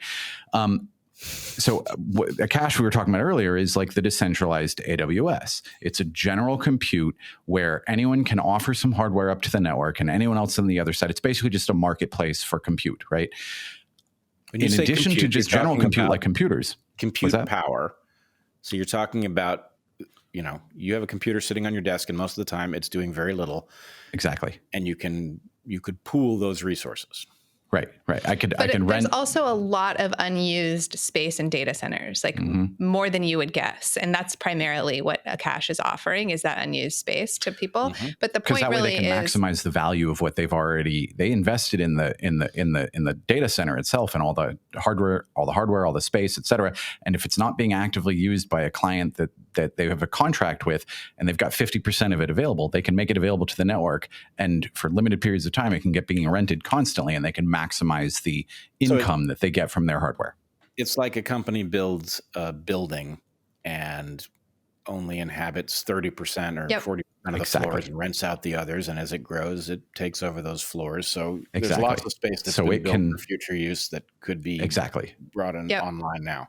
And that same thing applies when it comes to training AI networks, these large language model networks.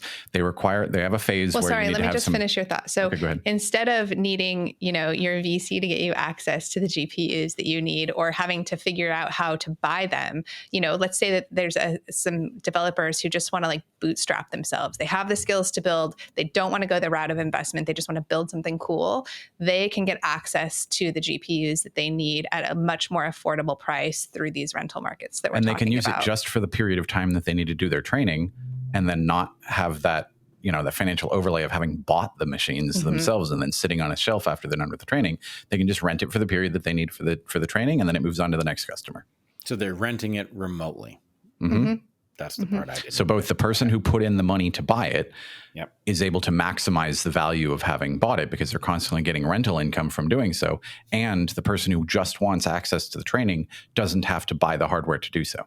Yeah, this is what markets are great at, right? Yes, Figuring out how to take the residual and turn it into a profit make efficiency. Exactly.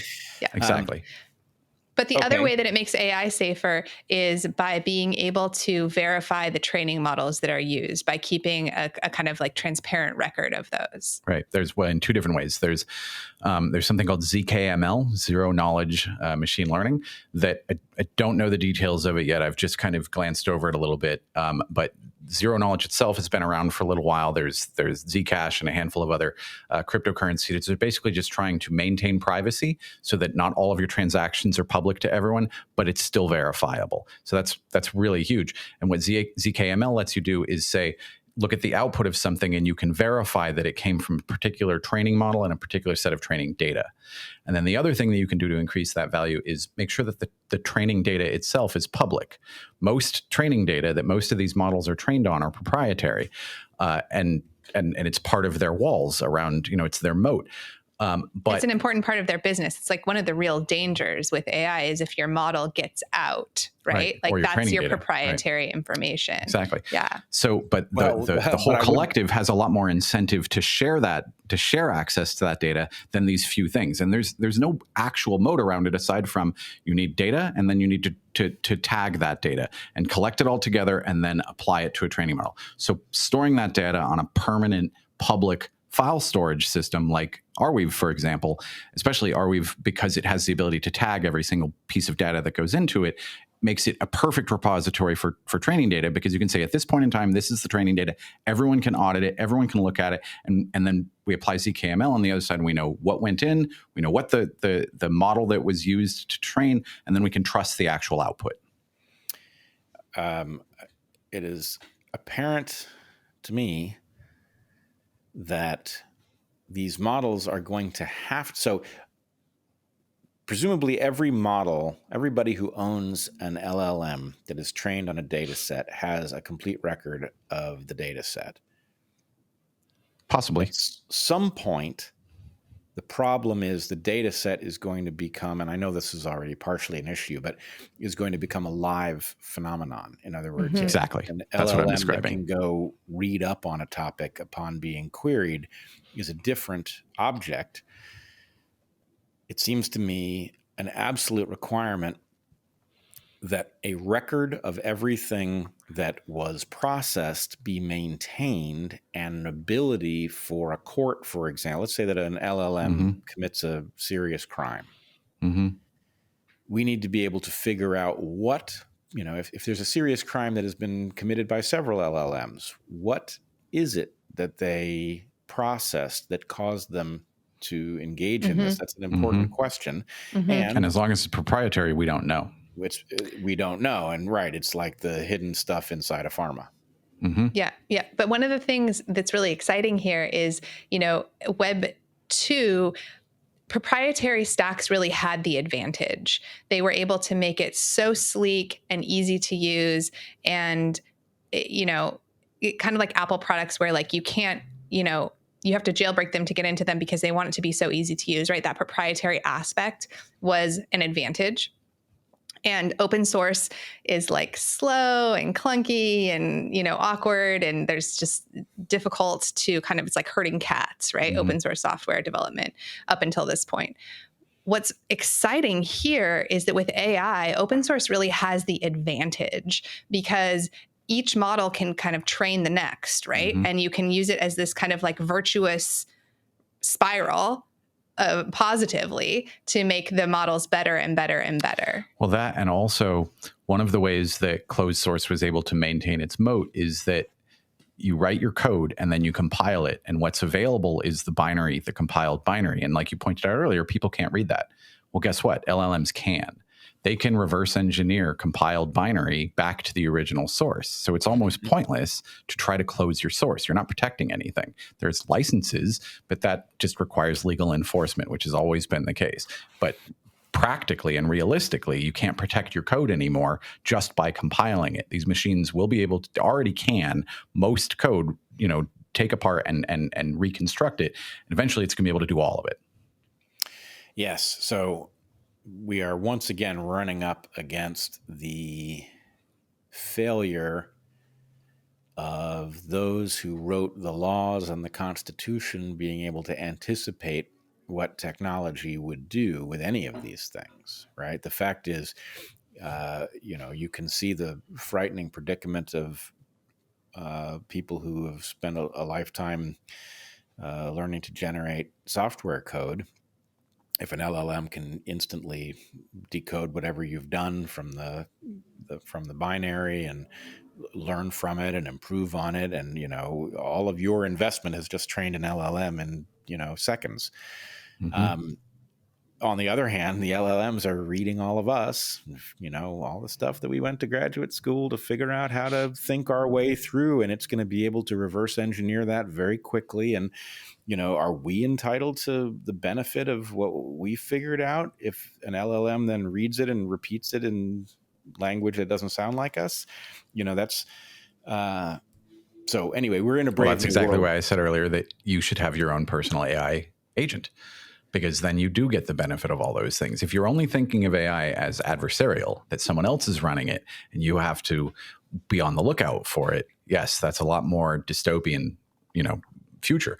If you have your own agent that is running on hardware that you trust, that was trained by models that you have some amount of awareness of or understanding of, and its instructions are to assist you, and it learns your patterns and it knows what you need and everything like that, it can help you detect fakes. It can help you, it can help you in a number of important ways. Well, I mean, as I think my concern is the number. Yes, it could definitely be very, very helpful, and it can mm-hmm. also be really destructive. A world of people who have personal LLMs doing their bidding online is a world none of us have ever seen. And I guarantee you that the horrors that we have not yet contemplated that arise from that world is going to be it is going to be a very surprising place to find ourselves.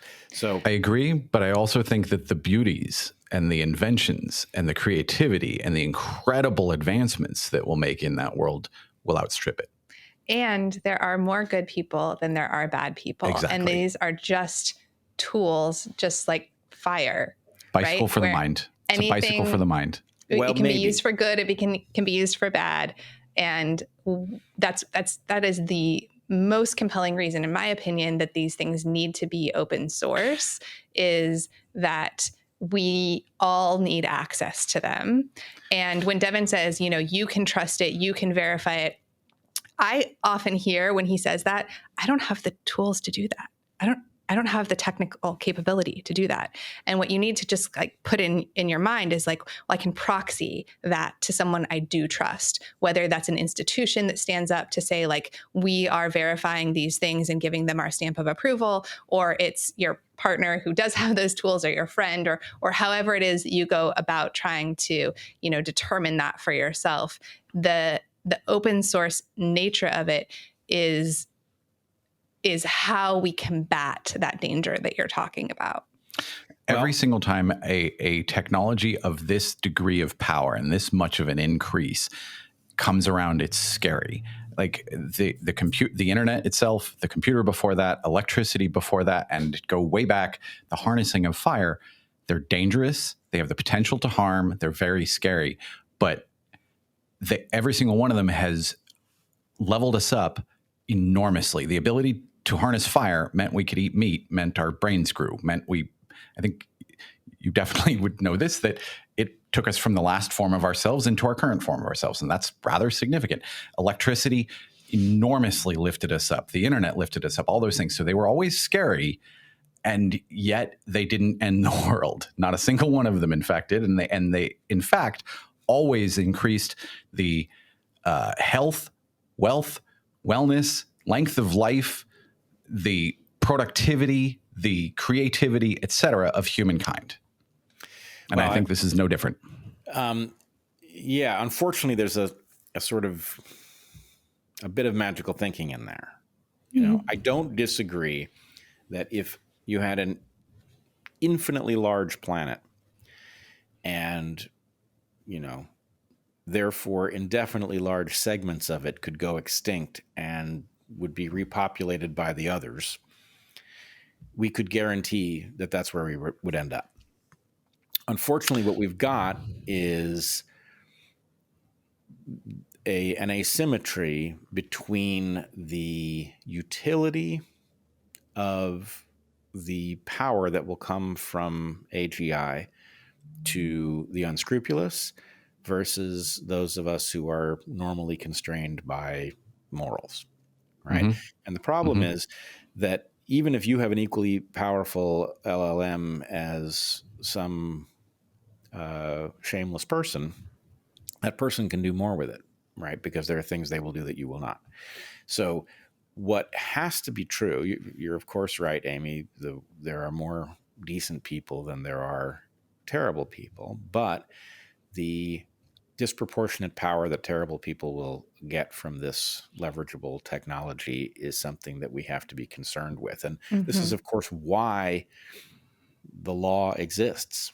Right? What you need to do is take the advantage that unscrupulous people have and neutralize it by delivering a penalty that exceeds the benefit that they can get. Right? That's the fundamental element of It's how we can have society. Punishment. Right. Exactly. And the problem is we don't have laws that are adequate to this moment. We don't have, we have corrupt people governing us, so they're not in a position to deliver us the enlightened laws that we might need. And yes and no, but anything that they could use it to harm you with is almost certainly already illegal. So it's a matter of enforcement. It's a matter of detection. Not really. Good old criminology. Really. If an LLM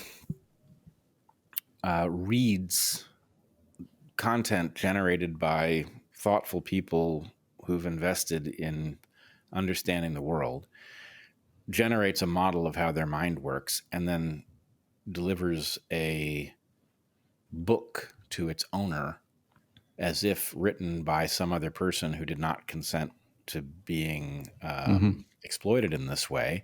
And the owner of this LLM publishes this book, and because it's full of enlightened things, becomes wealthy and renowned from it. It's not illegal, as far as I know. It's certainly immoral. But well, I mean, you could make a case that it has wire fraud. Like, we've got a lot of laws, and so you find the right one that falls just right into it, and you can in fact prosecute some behavior like that isn't explicitly defined. But I think that there is undoubtedly danger that looms ahead of us, especially as we're making the transition, right? We talked about how Devon was a compositor and he could make images that didn't exist 20 years ago. Well, we've developed that skepticism over this period of time, right? To be aware, like, is this image real? Is it not real? Was it made by, how is it made? And so as this technology rolls out, that period of time during the rollout, I think people are much more vulnerable than they are on the other side. And so, being, skeptical is important during that period of time, for sure. Agreed. Yeah. And I also think that part of what you're pointing at is what you don't want to be is lagging behind, right? Right. The unscrupulous folks are going to be leveraging this stuff full bore. And what you want to do is make sure that you're well protected until we figure out how to manage this stuff. And the way you will do that is by leveraging technologies such as a blockchain ledger to establish the authenticity or lack of authenticity for pieces of evidence, for example. Yep. Exactly. And on that note, I think it's important to say that that's a big part of why it's important for the US to make a clear legal path for entrepreneurs to be building these systems, because right now those waters are very murky. And I can say from my own experience that entrepreneurship is fraught enough as it is without, the looming danger of the SEC coming after you or something along those lines through a kind of regulation, through enforcement action years after you've built something and people are using it. You're familiar with what happened to LBRY, I'm sure. And so because we are in this competitive landscape of, we need these tools to be used for good, right? We need lots of people building them so that we ultimately end up with the best option and so that they are used for good. And we know already that in some ways, China is ahead of us in building a system that would be used for much more authoritarian control of what can be said, social credit scores, all of that kinds of thing. And so if they are allowed to get ahead of us, if we're not allowed to build and they're already ahead of us, that to me is That's a bad. Very, very real danger that we're looking at right now. Because you have to wonder, with the example I was giving earlier about England and Germany and the car, England and Germany got into 2 world wars within the next 50 years after that. And you have to wonder, at least to some degree, did that 30-year head start that England gave Germany have any impact on that? Like, this stuff isn't just about technology. Geopolitical events spring forth from who has a technological advantage over someone else. So if we all put the brakes on Web3 and AI development, and the Chinese Communist Party doesn't, because they see ways that they can use this stuff to increase the degree of control they have over their own population, that's going to harm us dramatically. Oh, I'm no fan of the idea of a pause. The horses are already out of the barn, and the pause will make things worse and not better. It will. There's no logical argument. I've not heard a logical argument for the pause. Yeah, I'm definitely against it, though. I have no shortage of concerns about the AI era and what it's going to look like. I did want to suggest a couple things, get your take on them. One is, I don't trust governmental authorities to be able to regulate this environment without making it worse. I think they're almost certain to make it worse, both due to ineptitude and corruption. And so I'm not eager for that solution, even though I would with a quality government. But what about the idea that enlightened members of this community, whatever it is, could generate a checklist of sanctioned behaviors and objectives and forbidden behaviors and objectives, and that those involved could either sign on to this and then be monitored by others in that community, or not sign on to it, and that we could look then as members. It's a little bit like the idea of, I don't really need the food I eat to be certified organic by the government, but it's nice to be able to go talk to the farmer and say, is this uncertified organic? Did you spray it? Right. Or are you doing informally what I need you to be doing, and I'm not so worried about the surcharge that comes from the governmental piece of paper. There's a fantastic example of exactly what you're talking about, that I think it's hydroponic. Hydroponic can't be labeled as organic because it's not in soil, and the way the law was specifically written is it has to be in soil. And hydroponic can make much healthier food. But farmers that want to make the healthiest food are disincentivized from growing it that way because they cannot label it as organic. And so you're totally right that even with best of intention, having too strict of rules based around words that can change their meaning over time can definitely be dangerous. And honestly, the problem we're up against right now is we're already in that boat, that the securities laws written 100 years ago are just loose enough. And then the way that the courts have interpreted them are just loose enough that some of these things overtly look like securities for sure, but some of them don't, especially the kind of stuff that we're talking about, decentralized. But there's a subsector that's called decentralized physical infrastructure networks, or DPIN, that really have to do with, there is some utility that you're getting from it. It's not just a financial service. Yeah, you have to pay for it, but I have to pay for AWS, and that doesn't make it a financial service. So taking away the fact that you have to pay for it, the point is it creates some utility, it runs something. Those should not be treated like financial services. And unfortunately, because of the lack of newly written legislation since this stuff has come out, what Amy mentioned earlier is that the SEC has had a policy of enforcement, like that they dictate what the new rules are just by putting out enforcement actions and going after people, and we're just supposed to back interpret from there. So I think especially in the US and in a number of other countries, it's necessary to have some amount of revision just to define the lines a little bit more clearly. Like some of these things are commodities, some of these things are securities, and some of these things might be a third category that has never been previously imagined and should be treated differently. And without those things, a honest entrepreneur that has a great idea for a new protocol for how to solve a particular problem and wants to bootstrap that by raising funds from the audience that's already interested in that, it's dangerous to do so in the United States because there's a high degree of reason, especially even though we have something, the Jobs Act was passed, I think 10 years ago, where its purpose was to say crowdfunding systems should be able to crowdfund based on just a share of something and not just an object that's being released. So if there's 1 million tokens that get released, 10% of them get set aside for the crowdfunders that help bootstrap it for me and help me actually raise the money to build the thing. That's a good way to go about developing a new thing, but it's almost certainly illegal in the US, despite the Jobs Act and despite that a lot of lawmakers want this stuff to be legal in the US. So fortunately, I feel a little bit more optimistic about it because the people that are currently in charge of the House Financial Services Committee, the current chair, is one of Bitcoin's biggest fans. He said like 5 years ago, he said, Bitcoin is an unstoppable force. Everyone that's tried has failed. Like he gets it. We've had a number of, half of our job is talking to these lawmakers and especially their staffs, and they get it. A lot of people in Congress right now really do deeply understand it. And thank goodness for that, because they are crafting things that we think could actually solve this problem. But the truth is, even if they mess it up, it's just like the German and English thing. This is a worldwide technology.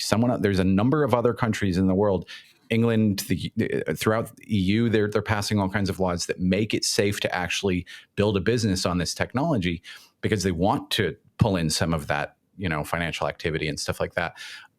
And so if we're outcompeted, we're going to catch up. So I hope that we don't go through a period of them messing it up and we end up with you can't grow hydroponics and call it organic. And someone else does and proves the model and shows just how beneficial it can be. And so we have to then catch up. I hope we don't go that route. It's possible, but even in worst case scenario, we can go that route by learning after the fact. Well, but you're talking about the legal side, and Bret, you're really asking about kind of like a self regulation and how can the industry engage in that? And that is in the midst of being worked out, I would say. There are So, the W3C, Sir Tim Berners-Lee started it in the 90s alongside the World Wide Web in order to provide recommendations for how to use the web standard and how the web standard should grow and change over time so that the different parties that were using it could weigh in about what their needs are. And we're looking at that same kind of thing today where, there's a specification being created for decentralized identity, so that issue of who I am across platforms can be worked out so that it's interoperable rather than platform specific. And those standards are kind of being hashed out, and there's different protocols that are gathering around certain standards. There's protocols that are inventing their own standards and trying, they're kind of out there by themselves. And so that's something that we're kind of just in the midst of working out right now. But when it comes to that self-enforcement of those ideas or that ethos that you create, that's something that is different because of that level of transparency that we've talked about, because the authenticity that these networks provide, that can be analyzed differently, that can be sort of more available as these problems are being solved. But the answers aren't fully there yet, is the honest truth. It's something that the industry, the Web3 industry, is very aware of and is like an active kind of conversation about how do we sort of self-regulate to make sure that things are going in the best direction. But the absence of regulation at the federal level is like harming that conversation from proceeding, because we're not sure fully like what we even can do yet in terms of building these protocols in some ways. Like a decentralized autonomous organization might be a way to actually solve that, where all the stakeholders can prove that their vote came from them using cryptographic security and a blockchain to record all the votes. But launching one could be treated as a security, and thus it's not safe to do so. And how do you even launch one if a single person or some sort of entity has to be what that organization that is connected to for it's a difficult road right now. But one of the big issues that we will be facing as we walk that road is governance, because these protocols may change over time as needs change, and how those changes are decided is going to be really, really important. So we're going to see a lot of different kind of experiments in governance. And from that, hopefully, hopefully we get it right. Right. Yeah. Yeah. I mean, I guess I was, we're sort of blurring the distinction here between Web3 and artificial intelligence. Obviously, there's a relationship here. They are going to emerge in tandem. But I'm concerned about the asymmetry that comes from artificial intelligence, the ability to leverage it more powerfully if you have all options open rather than a moral constraint, and that the one solution is for those who are developing these things to self-certify adherence to a set of rules and values. And what I don't know is what would be on that list. Is it plausible to you that if I go to the farmer and I say, did you spray these things? And they say no, then I know something, right? Is it possible to spell out what the guidelines are that we would want honorable developers to adhere to, so that there could then be, if somebody self-certified and then violates the parameters, that would be understood to be a serious problem. Is it possible to generate that list and for it to carry any weight? I think so. I think that's one of the things that one of the technologies you mentioned earlier, ZKML, or zero knowledge machine learning, can be a part of, because right now it's kind of a black box. The output you get, you don't necessarily know, one, what the training model was, or two, what the training data was that fed into giving you that output. And if your output is some way to manipulate someone, then very likely either the training data itself, the training model itself, or the prompt that was used to generate the output includes some instructions to do illicit behavior in some way. And without the transparency of knowing, you don't know. ZKML and publicly stored training data give you the ability to actually have that transparency. And so I think it creates the opportunity, because there isn't necessarily an incentive to do these things in public unless you want that for the scalability, you want the collective action to it, and also you want to be able to be a signatory onto that letter saying, we're only going to use this for good. We're never going to intentionally use it to harm other people. One of the ways that you can validate that you're a signatory on that is that you're using public training data and that your models are transparent using technologies like ZKML. So I'm beginning to see a connection to some other disasters that we have encountered in recent history, where if we look at the financial collapse of 2008, the Fukushima disaster, the Deepwater Horizon explosion, the Aliso Canyon disaster, COVID, if we look at all of these things, we see the same pattern where competition produced the ability to do something technologically that outpaced our ability to undo it, right? And that in each of these cases, what you needed was the pace of development to be slowed down so that the corrective action was of able the to keep same up. magnitude, right? If you can't plug a hole at the bottom of the ocean, you shouldn't be drilling a well at that depth. Right? That sort of thing, right? The problem that I think I'm now pretty sure we're going to face in the land of AGI is we are going to be driven by competition to develop AGI as rapidly as possible. Mm-hmm. And the ability to control AGI will lag. And so there's a disaster that we don't need to face if we could agree to a symmetry between the power of the AGI and the power to control the AGI. But of course, we can't for the game theoretic reasons. Because it's a global technology, right? Limit our own AGIs, then the CCP will generate them faster, et cetera. So that's really the question that has to be addressed. But which is why I continue to believe that the answer to that is that it needs to be as open as possible. Right, me too. So that everyone has access to the latest developments and that the developments are being done in public, because then I tend to believe that that asymmetry is defeated by the collectiveness, that if everyone has access to their own and there's one bad actor that's trying to abuse their own proprietary one, it's going to be defeated by the collective action of everyone having access to their own of equal power. And if you put 1,000 of an equal power thing with one, well, that 1,000 collective is definitely more powerful than the one.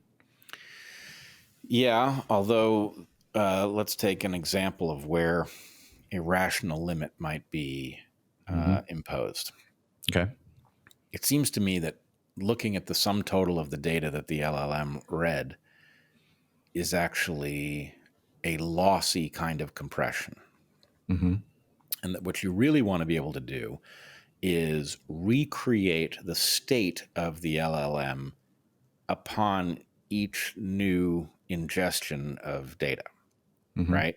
For everything it reads, it changes a little. And you want to be able to say, well, what if I had asked this query and then pick any moment, sort of the way the Wayback Machine lets you go and say, well, what was the state of the web on this hour of this day, right? You can do that. You can do that because a trained model is a state. And if those states are stored in something like Arweave, which is a permanent file storage system, it's hashed and time-stamped, and you know exactly when it existed at that point. With each article it reads, you get an update? No, because you wouldn't want because you're not going to rerun all the training because of the cost of the compute power to rerun the training. That's what I mean. So you're only going to rerun the training every so often. That's not quite the same as when it's ingesting a new article. There's different variations of that, but right now, for example, GPT-4 has not just the training data that it got up until 2021, but it has a connection to Bing so it can search the web. But that's not new training data. That's part of a prompt. So it takes its overall training data, and it's kind of a twisted version of a prompt of saying it takes my prompt and it also says, do these reproducible things, i.e. browse the web, look for this search term, and then put those two sets of data together and then give me an output. And all of that could be stored so that every query is stored in a way that's reproducible. Sure. No, I get that. But it seems to me that you want to have, and I understand, this is exactly why I raise it this way. It would slow down training quite a bit if you had to maintain each of these individual states rather than say, go read all these things and come back and be an LLM, Yes and no. It depends on how you're doing it. If it's an open collective thing, then I might retrain the model that I'm using once a month because there's a cost to training. You have to get access to those incredibly expensive GPUs to do it. And so because there's a cost, that's a constraint. You're not going to do it all that often. You're going to do it at whatever rate you want to. The collective can do it more often because the collective has access to more GPUs and more resources. And so if there's an open model where everyone's paying a subscription to have access to it of $10 worth of cryptocurrency that goes into a decentralized autonomous organization and trains whenever that pot has raised high enough to pay for the rental of the GPUs needed to spend a week doing the training, then it's going to do it at that rate. And there'll be a hash of the output at that point, and we're going to always have a provable version of the state. And you can only do that with an open model. You can do that most reliably and most effectively and most efficiently with an open model. Yeah, I still see a lossy kind of compression, but it's not obvious to me. I don't know how much it would slow things down if you did have to store all of these intermediate states, but I do the scientist in me knows that there would be a tremendous amount of value in being able to understand how it is that a particular state of the ultimate model was generated. If you could go back and you could say, this is the point at which it began to make this it changed. Error, or, yes. Well, you don't necessarily even need to store the entire state. You can, if you're constantly adding your training data to this permanently stored thing, what you can do is you can just store a hash of the state. And so it's not very large, it's tiny, but it's provable to that particular version of the state. And then so it can evolve over time. And you can say at these different timestamps, we recorded a version of it and hashed it. And so now we've got cryptographic proof, or really mathematical proof, that it is what we claim it to be, without having to store a new set of it each time. But could you go back to any of those hashes and because a blockchain has history? Version? Yes. Yeah. Yes. So then that is the potentially lost. That's what you're describing. Yeah. I think so. Yeah. And there would be a lot of value in that, but it's exactly the kind of thing that the market will force us not to do.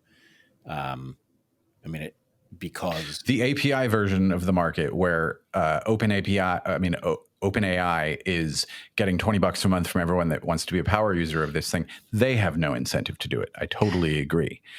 Anyone that is working on an open source version of this, and there's so many more entities that have to gain by sharing their resources on having an open version of it than the one entity, OpenAI, and Microsoft behind them, or even, Google's obviously doing this. So there's a handful of companies that are trying to do this, but they know there's actually been internal notes from Google leaked.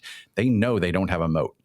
They can't actually prevent open source from beating them. And they know that open versions of this are going to be more powerful. So there's only a limited period of time here where we're really beholden to a few proprietary instances of this. But the problem is there's a perverse incentive, I think, I agree. in terms of, let's say that you were going to have your LLM read a bunch of technical writing in a particular area, and then it was going to do some inventing on your behalf, and you were going to monetize those inventions. You're going to patent them. And somebody wants to sue you and say, actually, what you're doing is you're taking my IP and you're sanitizing it with your LLM, and then you're going to go profit where, in fact, I was entitled to. And the point is, you don't laws around private ownership on this stuff. Yeah. They're insufficient. I totally agree. Yeah. So someone actually just pointed out that maybe Section 230 doesn't actually cover the outputs of these things, because it's not the content generated by their users necessarily. It's the content generated by a chatbot that's run by that company itself. So I totally agree. The laws around private ownership and how that impacts this stuff are insufficient currently. They're insufficient. But if you had a, uncertified organic, right? We agree to store these states so that you can recover the intermediate and discover that this, reading this thing enabled it to invent X, and therefore, so you could self-enforce such a thing. But I think absent a recognition that one needs such an agreement, the market will drive people to, as a matter of self-preservation, to destroy the intermediate evidence of how their model got smart. It will I agree, some part of it will, but there's also opportunities to monetize your writing, like in the sense that I write a blog post that has some insights into it, and just reading that blog post isn't worth monetizing. I'm not going to charge people money for it, but I can attach a license to it and attach that license in an atomic way so that it can't be separated from it. So if you were then to look at the output of and figure out, is specifically reading this blog that gave in the insight necessary to come up with this invention, well, the license attached to that blog was that I'll share 50-50 with anyone that uses this data to come up with something new. I'll share 50% of the value of that. Or my license might say, I won't share it, I own it, which might tell those models, avoid that, because that would be bad. Because right now, the problem you're talking about is just the fact that it's like 97% of the web is license ambiguous. Just because the web doesn't have a format to attach license to content, whether that's videos or music or whatever else. And so walled gardens had to build up around it in order to protect that distribution and enforce those licenses. But it's obviously it isn't working in the current Web 2 world. It's definitely not going to work in the generative AI and like, what about the model who the woman, the model whose photo is being used very often in a lot of these things in generative AI? Shouldn't she get paid extra for that? Again, that's about licensing. And so there's a handful of entities that are working on solving this. What's the name of the open licensing? What is it called? Oh, Creative Commons. Creative Commons has been incentivized to try to solve these kind of problems for a long time. And they are working with Web3 protocols and Web3 startups to come up with the new licenses that have never been envisioned before, and then put it on a permanent information storage. And now you can attach the piece of creative content that I generated to a license that envisions it being reused by someone else in the future. And so you have, for example, what's her name? Elon's baby mama. Grimes, exactly. She's openly declared there is no license for this, but her just saying it on Twitter becomes a license, where she says, use my voice, use the whole history of my music, and invent new things, and I'll split it with you. It's brilliant, because that's going to be successful, and new money is going to be made by that, and it's going to incentivize other people to say, I like this idea, I'm going to try this idea. Yeah, but we need some new architecture, because let's say that I'll split it with you 50-50 on some piece of writing. You need to be able to, I could put that on a trivial piece of writing, an LLM could read it, it could have no effect on its state, and I could claim 50% ownership of something. So we have to be able to go back and prove that it didn't have a material impact on what was invented. Agreed. But so, okay, if you do go back and you store those intermediate states so that we can prove that my thing actually enabled you, what if 25 things which offered to share 50%, 50-50 with you had a material impact on what you ultimately produced, right? And then, so that's... The licenses are going to have to take that into account. I agree. Right. Yeah, that's a challenge. The licenses are going to have to be, smart, and we're going to have a legal structure that allows you to navigate these things. And I wonder if a smart working group couldn't put together a formalizable, prospectus on these kinds of things, and people could either sign up for it or amend it, propose alternative options, kind of thing. Yeah, that's a good idea.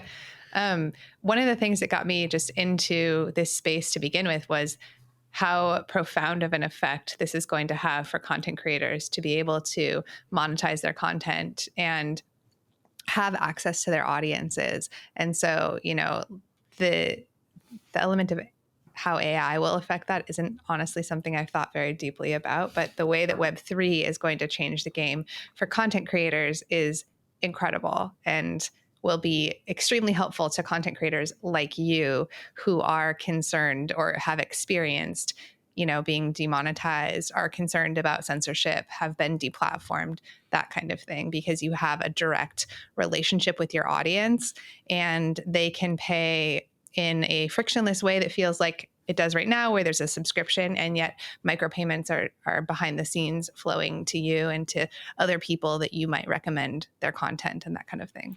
So I want you to flesh that out a bit, because this is in fact the conversation that our friendship started around, and I was very struck by the picture you painted of the world we were headed towards, and I'm a little surprised that it has not emerged. I am disappointed that it has not emerged yet too. Exactly. Yeah.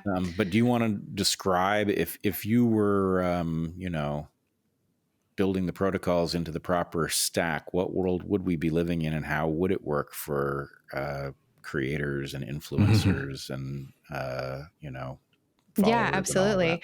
We've actually been working with on a project that Ian Crossland started, Tim Pool, Ian Crossland. We called it Speakeasy because, speech. I think it has a new name since then. I don't remember. Okay. But the way that it works, so, Tim Pool's content was like we were building it around that. So I'll just use that as an example, right? So he has different guests on his show on a regular basis who also create content. So let's say that he's putting up his content and he's attaching a license to it that says, it costs whatever amount for a single play. And that you and I have a browser extension that we've installed that will we pay a subscription to on a regular basis, like once a month, we pay $5. And then behind the scenes, that browser extension pays every time we click play to Tim Pool for his content. Well, he could also have a section where he's recommending other creators. And those creators in their terms could say, well, any platform that's distributing this for me and it results in a sale, they can get a cut. It could be a flat fee, it could be a percentage, it could be something else entirely. The terms of the contract are completely, able to be customized such that they could even, accommodate those like music, really weird edge cases, music contracts that are in existence now were written 100 years ago. And so they're really complex and crazy, but it could even accommodate that. Mm-hmm. So anyway, the point being, so let's say, there's a guest, you go on his podcast and he wants to recommend your content and you have your content published in the same way so that it says, your content is, let's just use some easy numbers. It's a penny per play. Or $1 to download. So if I want to watch it 100 times, I pay $1 and I've just got it. But if someone's just watching it once, they pay a penny. Sure.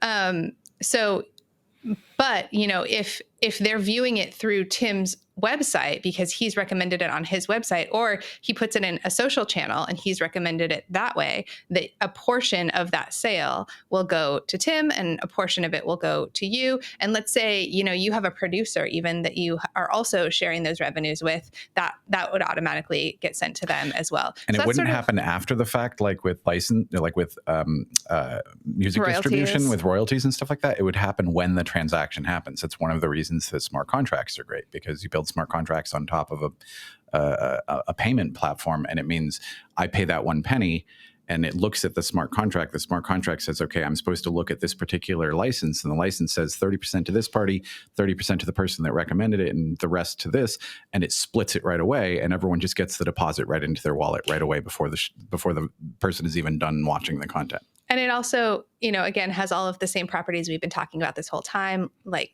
transparency, so that it can be audited really easily. You and I don't have to be worried about, somebody, a third party handling that split for us, or, it's, as somebody who distributes on YouTube, it's very opaque, the mechanism, like how you're paid, how much you're paid, why you're paid, all of that is extremely opaque. Why you're suddenly demonetized. Why you aren't paid. Right. Yeah. Have to They're find making a new job. They're obviously making money from the views that they're getting because of your content, but they've decided you are not allowed to. But then let's take this a step further, because a lot of creators are like, okay, that sounds cool, but the friction here is that I put out my content for free and I rely on ads. So what happens then? And then also the kind of difficulty in that is, let's say you do put your content on a platform like YouTube where you don't control the ads that are being shown on your content. So, you're having this like very deep conversation about the origin of life and, evolution and all of that kind of stuff. And you have an ad play that's like about, how that evolution isn't real and, whatever. It's like there's like that, right, that friction that things are incompatible. You can't, you're somebody who's like talking about, I don't know, like intuitive eating, and then you have like a weight loss like ad play on your, on your content, and that kind of contrast is a bad fit for your audience. Well, the layer that this also opens up is for sort of creators to opt into the kind of advertising aggregators that would make sense for them. But this infrastructure still all has to be built. There are definitely... The pieces are there. The top layer hasn't been assembled yet. The tools are there. Yeah, there are definitely protocols working on ad aggregator type services that would be token based, it would be blockchain based in some sort of way. But it's not built out to the point where you could use it as a viable alternative to using something like YouTube. And so that's definitely disappointing that it's taken so long, but it's definitely still something that I think is potentially going to happen. The other aspect of it that you and I have talked a lot about is the game theory dynamics of how that gets going. Because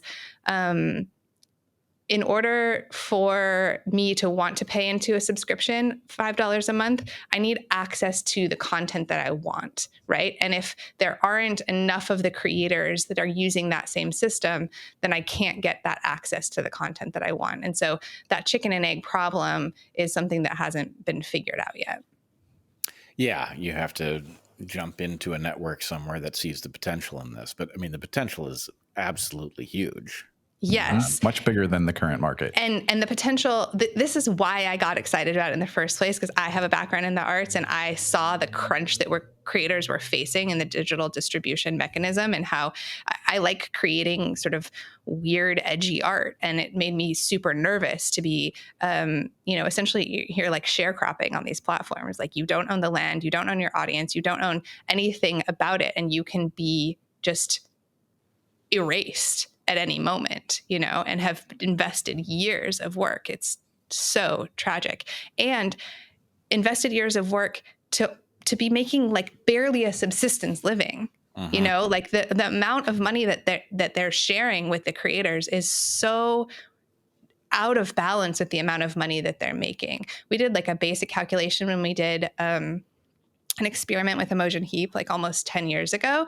And so the average, she's a musician, so the average user listens to about 500 songs per month on Spotify. And if they were paying a penny per play for those songs, it was 2 cents per play becomes the equivalent to the Spotify $10 a month. Yeah. Okay, well, that's what it is then. A penny per play. Half, yeah. The audience pays 50%. The audience pays $5 instead of 10, and the creator would make 7 to 8 times what they're currently making right now. And so both sides would be benefited by this, obviously. The economics for the creators is like, it makes it so that you can have like a real sustainable living as a creator. You don't have to be a rock star or starve. And frankly, even rock stars now have to tour to make money, because it's the only way left for them to be making money, because the way that digital distribution has changed the dynamics and the economics of it has harmed artists so much at this point. Yeah, it's frozen them out. Am I correct that it would also be possible with this architecture to do something like, let's say you generate a photo manipulation program, something that does what Photoshop does or thereabouts, and you could use, micro payments. Instead of selling somebody a subscription to it, you could pay by the hour, for example. Yes. For or by the use. Like newspapers, like I hate the paywall, the subscription wall, where it says like, oh, you've read the first few lines of this, you don't get to read the rest unless you sign up for a monthly subscription for $10 or $15 a month. No, I would rather pay 1 penny for that one use. Same exact thing. Yeah. Yes, you totally could. It can be fractions of pennies because it's cryptocurrency. Oh yeah, it goes down to 10 decimals. And it also is taking out the payment processor costs that you incur in the current system. That payment processor cost is so high that you end up having to have a minimum payment amount, which then you're like, well, I'm not going to pay $1 to watch this video, or $1, anyway. It just solves a lot of those problems. Micropayments are something that was theorized about at the very beginning of the web. There was even there's 404 is the error code for you can't find something. 402, I think, was the code for a micropayment, and it's just still empty. It just never made it. There were attempts at micropayments in like kind of the early aughts. There were several big attempts at it. There were people that thought that it was imminent. But the problem that all of those offerings at that time faced was that there was some sort of centralized entity that had to administer it. There was some point in the chain where it wasn't fully transparent. And so it involved trust. And that is the big, kind of innovation that Bitcoin brought to the table, which just changes everything. So a couple things. One, it'd be cool, and I don't see any obstacle to it. You could also, if you put together a Photoshop-like program, you could say use is free, but I get 20% of any profit made on anything you do with this. You create with it. Yep. And so lots of people would use it, never make a profit, and they would get the use for free, but it would be lucrative from the point of view of the people who had invested in building the program itself. Yep. But it also strikes me that this might be the use case that gets the difficulty of crypto low enough to get people used to both using crypto and collecting it, right? Because if the idea was, let's say Twitter included a micropayment mechanism, you can make funny videos and you can put them on your Twitter and people can tip you, or you can charge them 5 cents if they want to look at it based on your description or whatever. And that, in order to make it tractable from Twitter's perspective, you load $20 in at a minimum, and then you spend it over whatever period of time it takes to spend it. And then, creators have to have some minimum amount before they can extract it. But anyway, I guess the question is, would Twitter do it in dollars, or would Twitter require you to use crypto? But if Twitter required you to use crypto, then getting in on that economy would be a good incentive for a lot of people.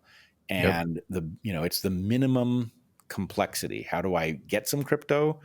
Then I spend it effortlessly with a click.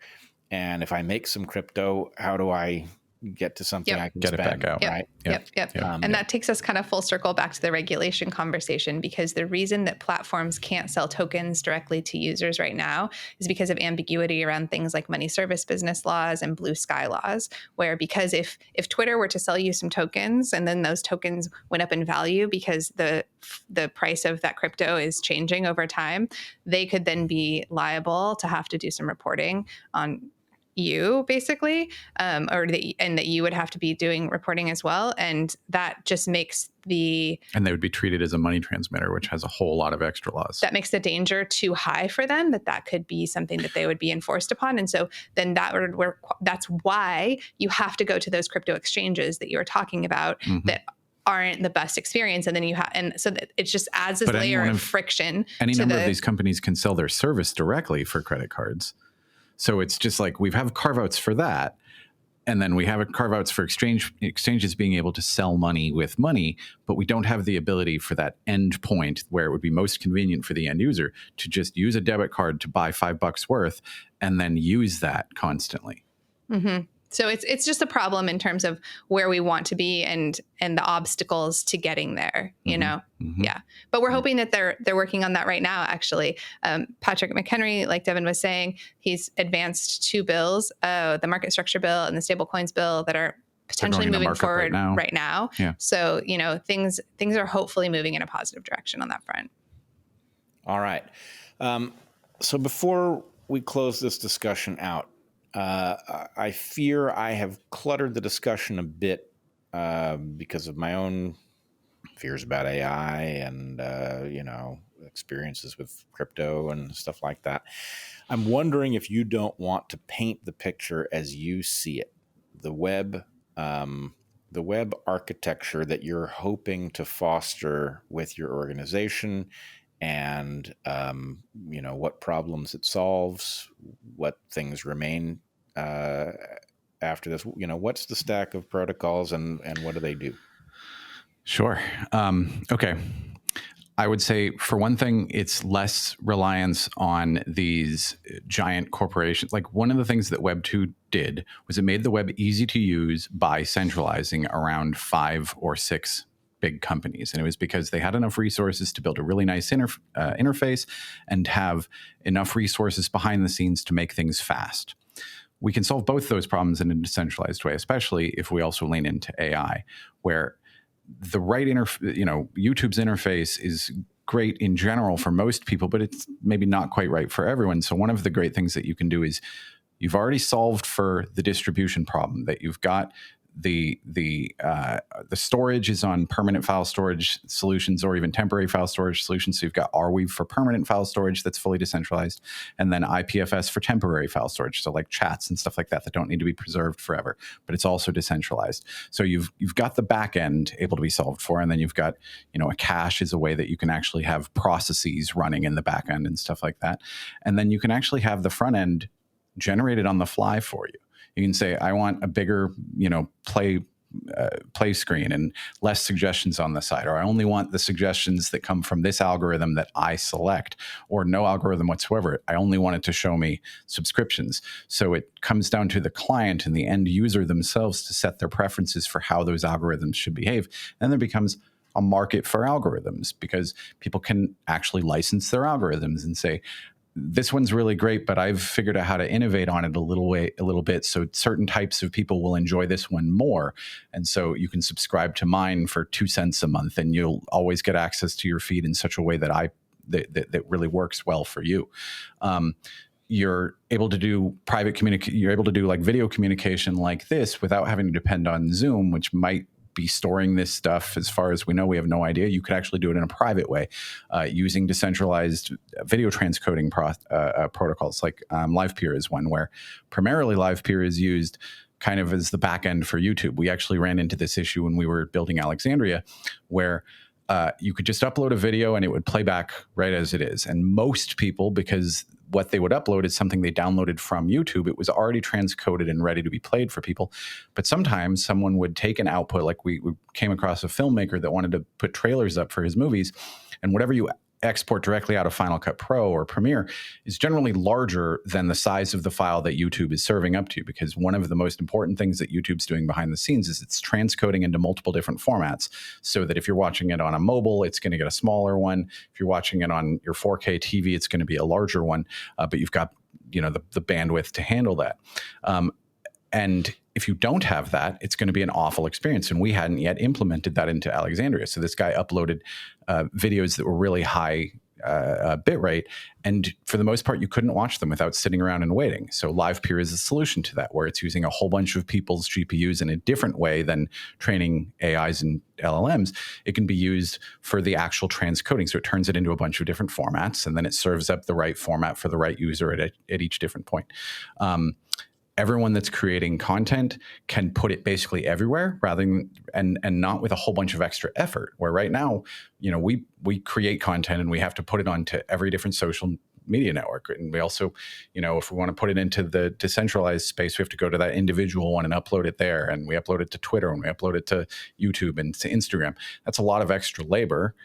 It's valuable to us because it reaches a larger audience. So we want to do it, but we don't want the extra labor of it. Whereas instead, if it was just you put it into a single permanent file storage place and you attach a license to it that says any front end that wants to distribute this has the right to do so, as long as I get paid X amount and these are my terms. And so then you can have a variety of front ends, both from the centralized ones like YouTube, or even say Apple, for example, might have a very specific threshold of saying we need to get paid 30%, otherwise we won't do it. So they get to filter on their side of saying, fine, anyone that doesn't want to offer up 30% gets excluded. Anyone that does gets included. And then the individual front ends that you have your AI generate for you can include everything according to the preferences that you set. So now we're enabling content creators to maximize their possible audience, because they don't have to pick just the right vertical to kind of publish into. They can just publish to the internet itself, and discovery can be increased because it's not going to be the algorithm that was come up with for the sake of benefiting YouTube itself. Like YouTube's algorithms aren't necessarily designed to benefit individual content creators. They're designed to like I just read recently, they wanted to compete with Netflix. So they were trying to specifically lift up 20-minute and longer content because they wanted longer session times. Other people came along and figured out, well, it turns out if you make really short 3 or 4 minute long videos and they're compelling enough, someone will stick to it longer. And so even though the algorithm worked against them initially, the algorithm learned from them, maybe that might be better. But the point is, it was designed for one company, for one company's benefits, not necessarily for the content creators' benefits. If you have a market of competing algorithms, then anyone can select for themselves which one serves either their audience, their front end, or their particular content best. Then it's going to get it to the right people. Like Amy was talking about, there's this disconnect between your content and the ad that runs in front of it. That doesn't benefit you or the advertiser. The advertiser is less likely to be clicked on. So that doesn't make any sense. It should, in fact, make more sense so that it doesn't just benefit who pays the most, but who would be the most likely, most benefited party. So just to sum up what Devon said, Web3 re-decentralizes the web. It pushes the power to the ends of the network. And in so doing, it empowers individuals to have the experience that they want. It allows them to set their preferences. It empowers creators to reach their audiences and to make more money. It empowers developers to build tools that they weren't able to previously build, and it makes the tools that they build more resilient to attack, less expensive to operate. And the reason that they're less expensive is that they're less resource intensive. And so therefore they're also more efficient. They're greener, basically, right? They're more environmentally friendly. And so the kinds of benefits that Web3 gives us, it's that generational upgrade, that it's just better, faster, cheaper in every possible way. And most importantly, it restores the sovereignty, the transparency, and potentially then the trust that's been lost in the web that we have today. That's great. I see an analogy. Back when I was a kid, there were things like hardware stores, and hardware stores were owned by people. And, a family running a hardware store might send their kids to college on that income.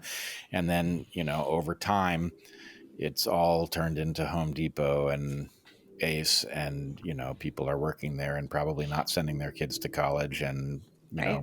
The person at the top is, has a very impressive yacht, no doubt. But anyway, the idea that there is some process afoot in our economy that over time freezes people out because it finds 100 ways to do that, and the people find themselves with less and less of a stake, basically just treading water. That's clearly happened on the web. And I love the idea that it was decentralized. It went through this period of centralization, and that Web3 is what decentralizes it. I would love to see that happen. The fact that it has a benefit with respect to AI is a huge bonus, and maybe that will be the fire that gets lit under people that inspires them to build. Yeah. So that's quite a vision. Now, I think I understood you to say all the technologies necessary to do this exist. The architecture that integrates them is what's necessary. Is that fair? Not architecture, just the killer apps. The apps. Mm-hmm. Yeah. I mean, you could say the architecture to integrate them. It's really just, there are a number of different compute protocols. There are a number of different storage protocols, video transcoding protocols, indexing protocols, et cetera. And so what we need now are developers to go and experiment with them, put them together in interesting ways, and also to build for those end users. What is that seamless experience that can onboard 1 billion people? Mm-hmm. Mm-hmm. Yep. All right. Well, I'm hopeful that world can emerge, and that it will be a facilitator of increased trust, free exchange of ideas, which is obviously on the ropes, that it will deal the death knell to centralized bank digital currencies, for sure. Enable content creators to get paid for what they're delivering to all of us. All of those things are worthy objectives in isolation, and together it would be a much better place. So I thank you for laying out that vision and for articulating how we might get there. And I look forward to seeing where this goes. Where can people find you? We're on every social network at Web3WG, and our website is at Web3WG, and our YouTube channel is Web3WG. So definitely we think they should come to our website and sign up for our mailing list, so that if there are kind of collective actions that we can all take together, we have access to reach out to them to let them know that those things are happening. And then we put out most of the kind of news that we follow on Twitter, and all the educational videos that we make, we do put out on YouTube. It's web3wg.org, just to mention that. And I'm personally at Amy of Alexandria. And I'm Devon R. James at Twitter. Awesome. And your organization, as we said at the top, is a 501c3. So presumably people could donate to the cause. They would find that through your website? they can get in touch with us there. Exactly. Great. All right. Well, I hope that some people see this and are inspired to help you guys out, and maybe people who have vision and own important properties that could leverage this vision will reach out as well. Yeah, I was going to say it would be amazing to hear from creators who are interested in, using these tools too. Exactly. All right. Great. Anything else people should know? No, thanks so much, Thank you. Bret. This has been a delight. Yeah, really fun to talk with you. It's been great. I look forward to checking in with you as things develop. Sounds good. All right. Be well, everyone. Bye. Thank you.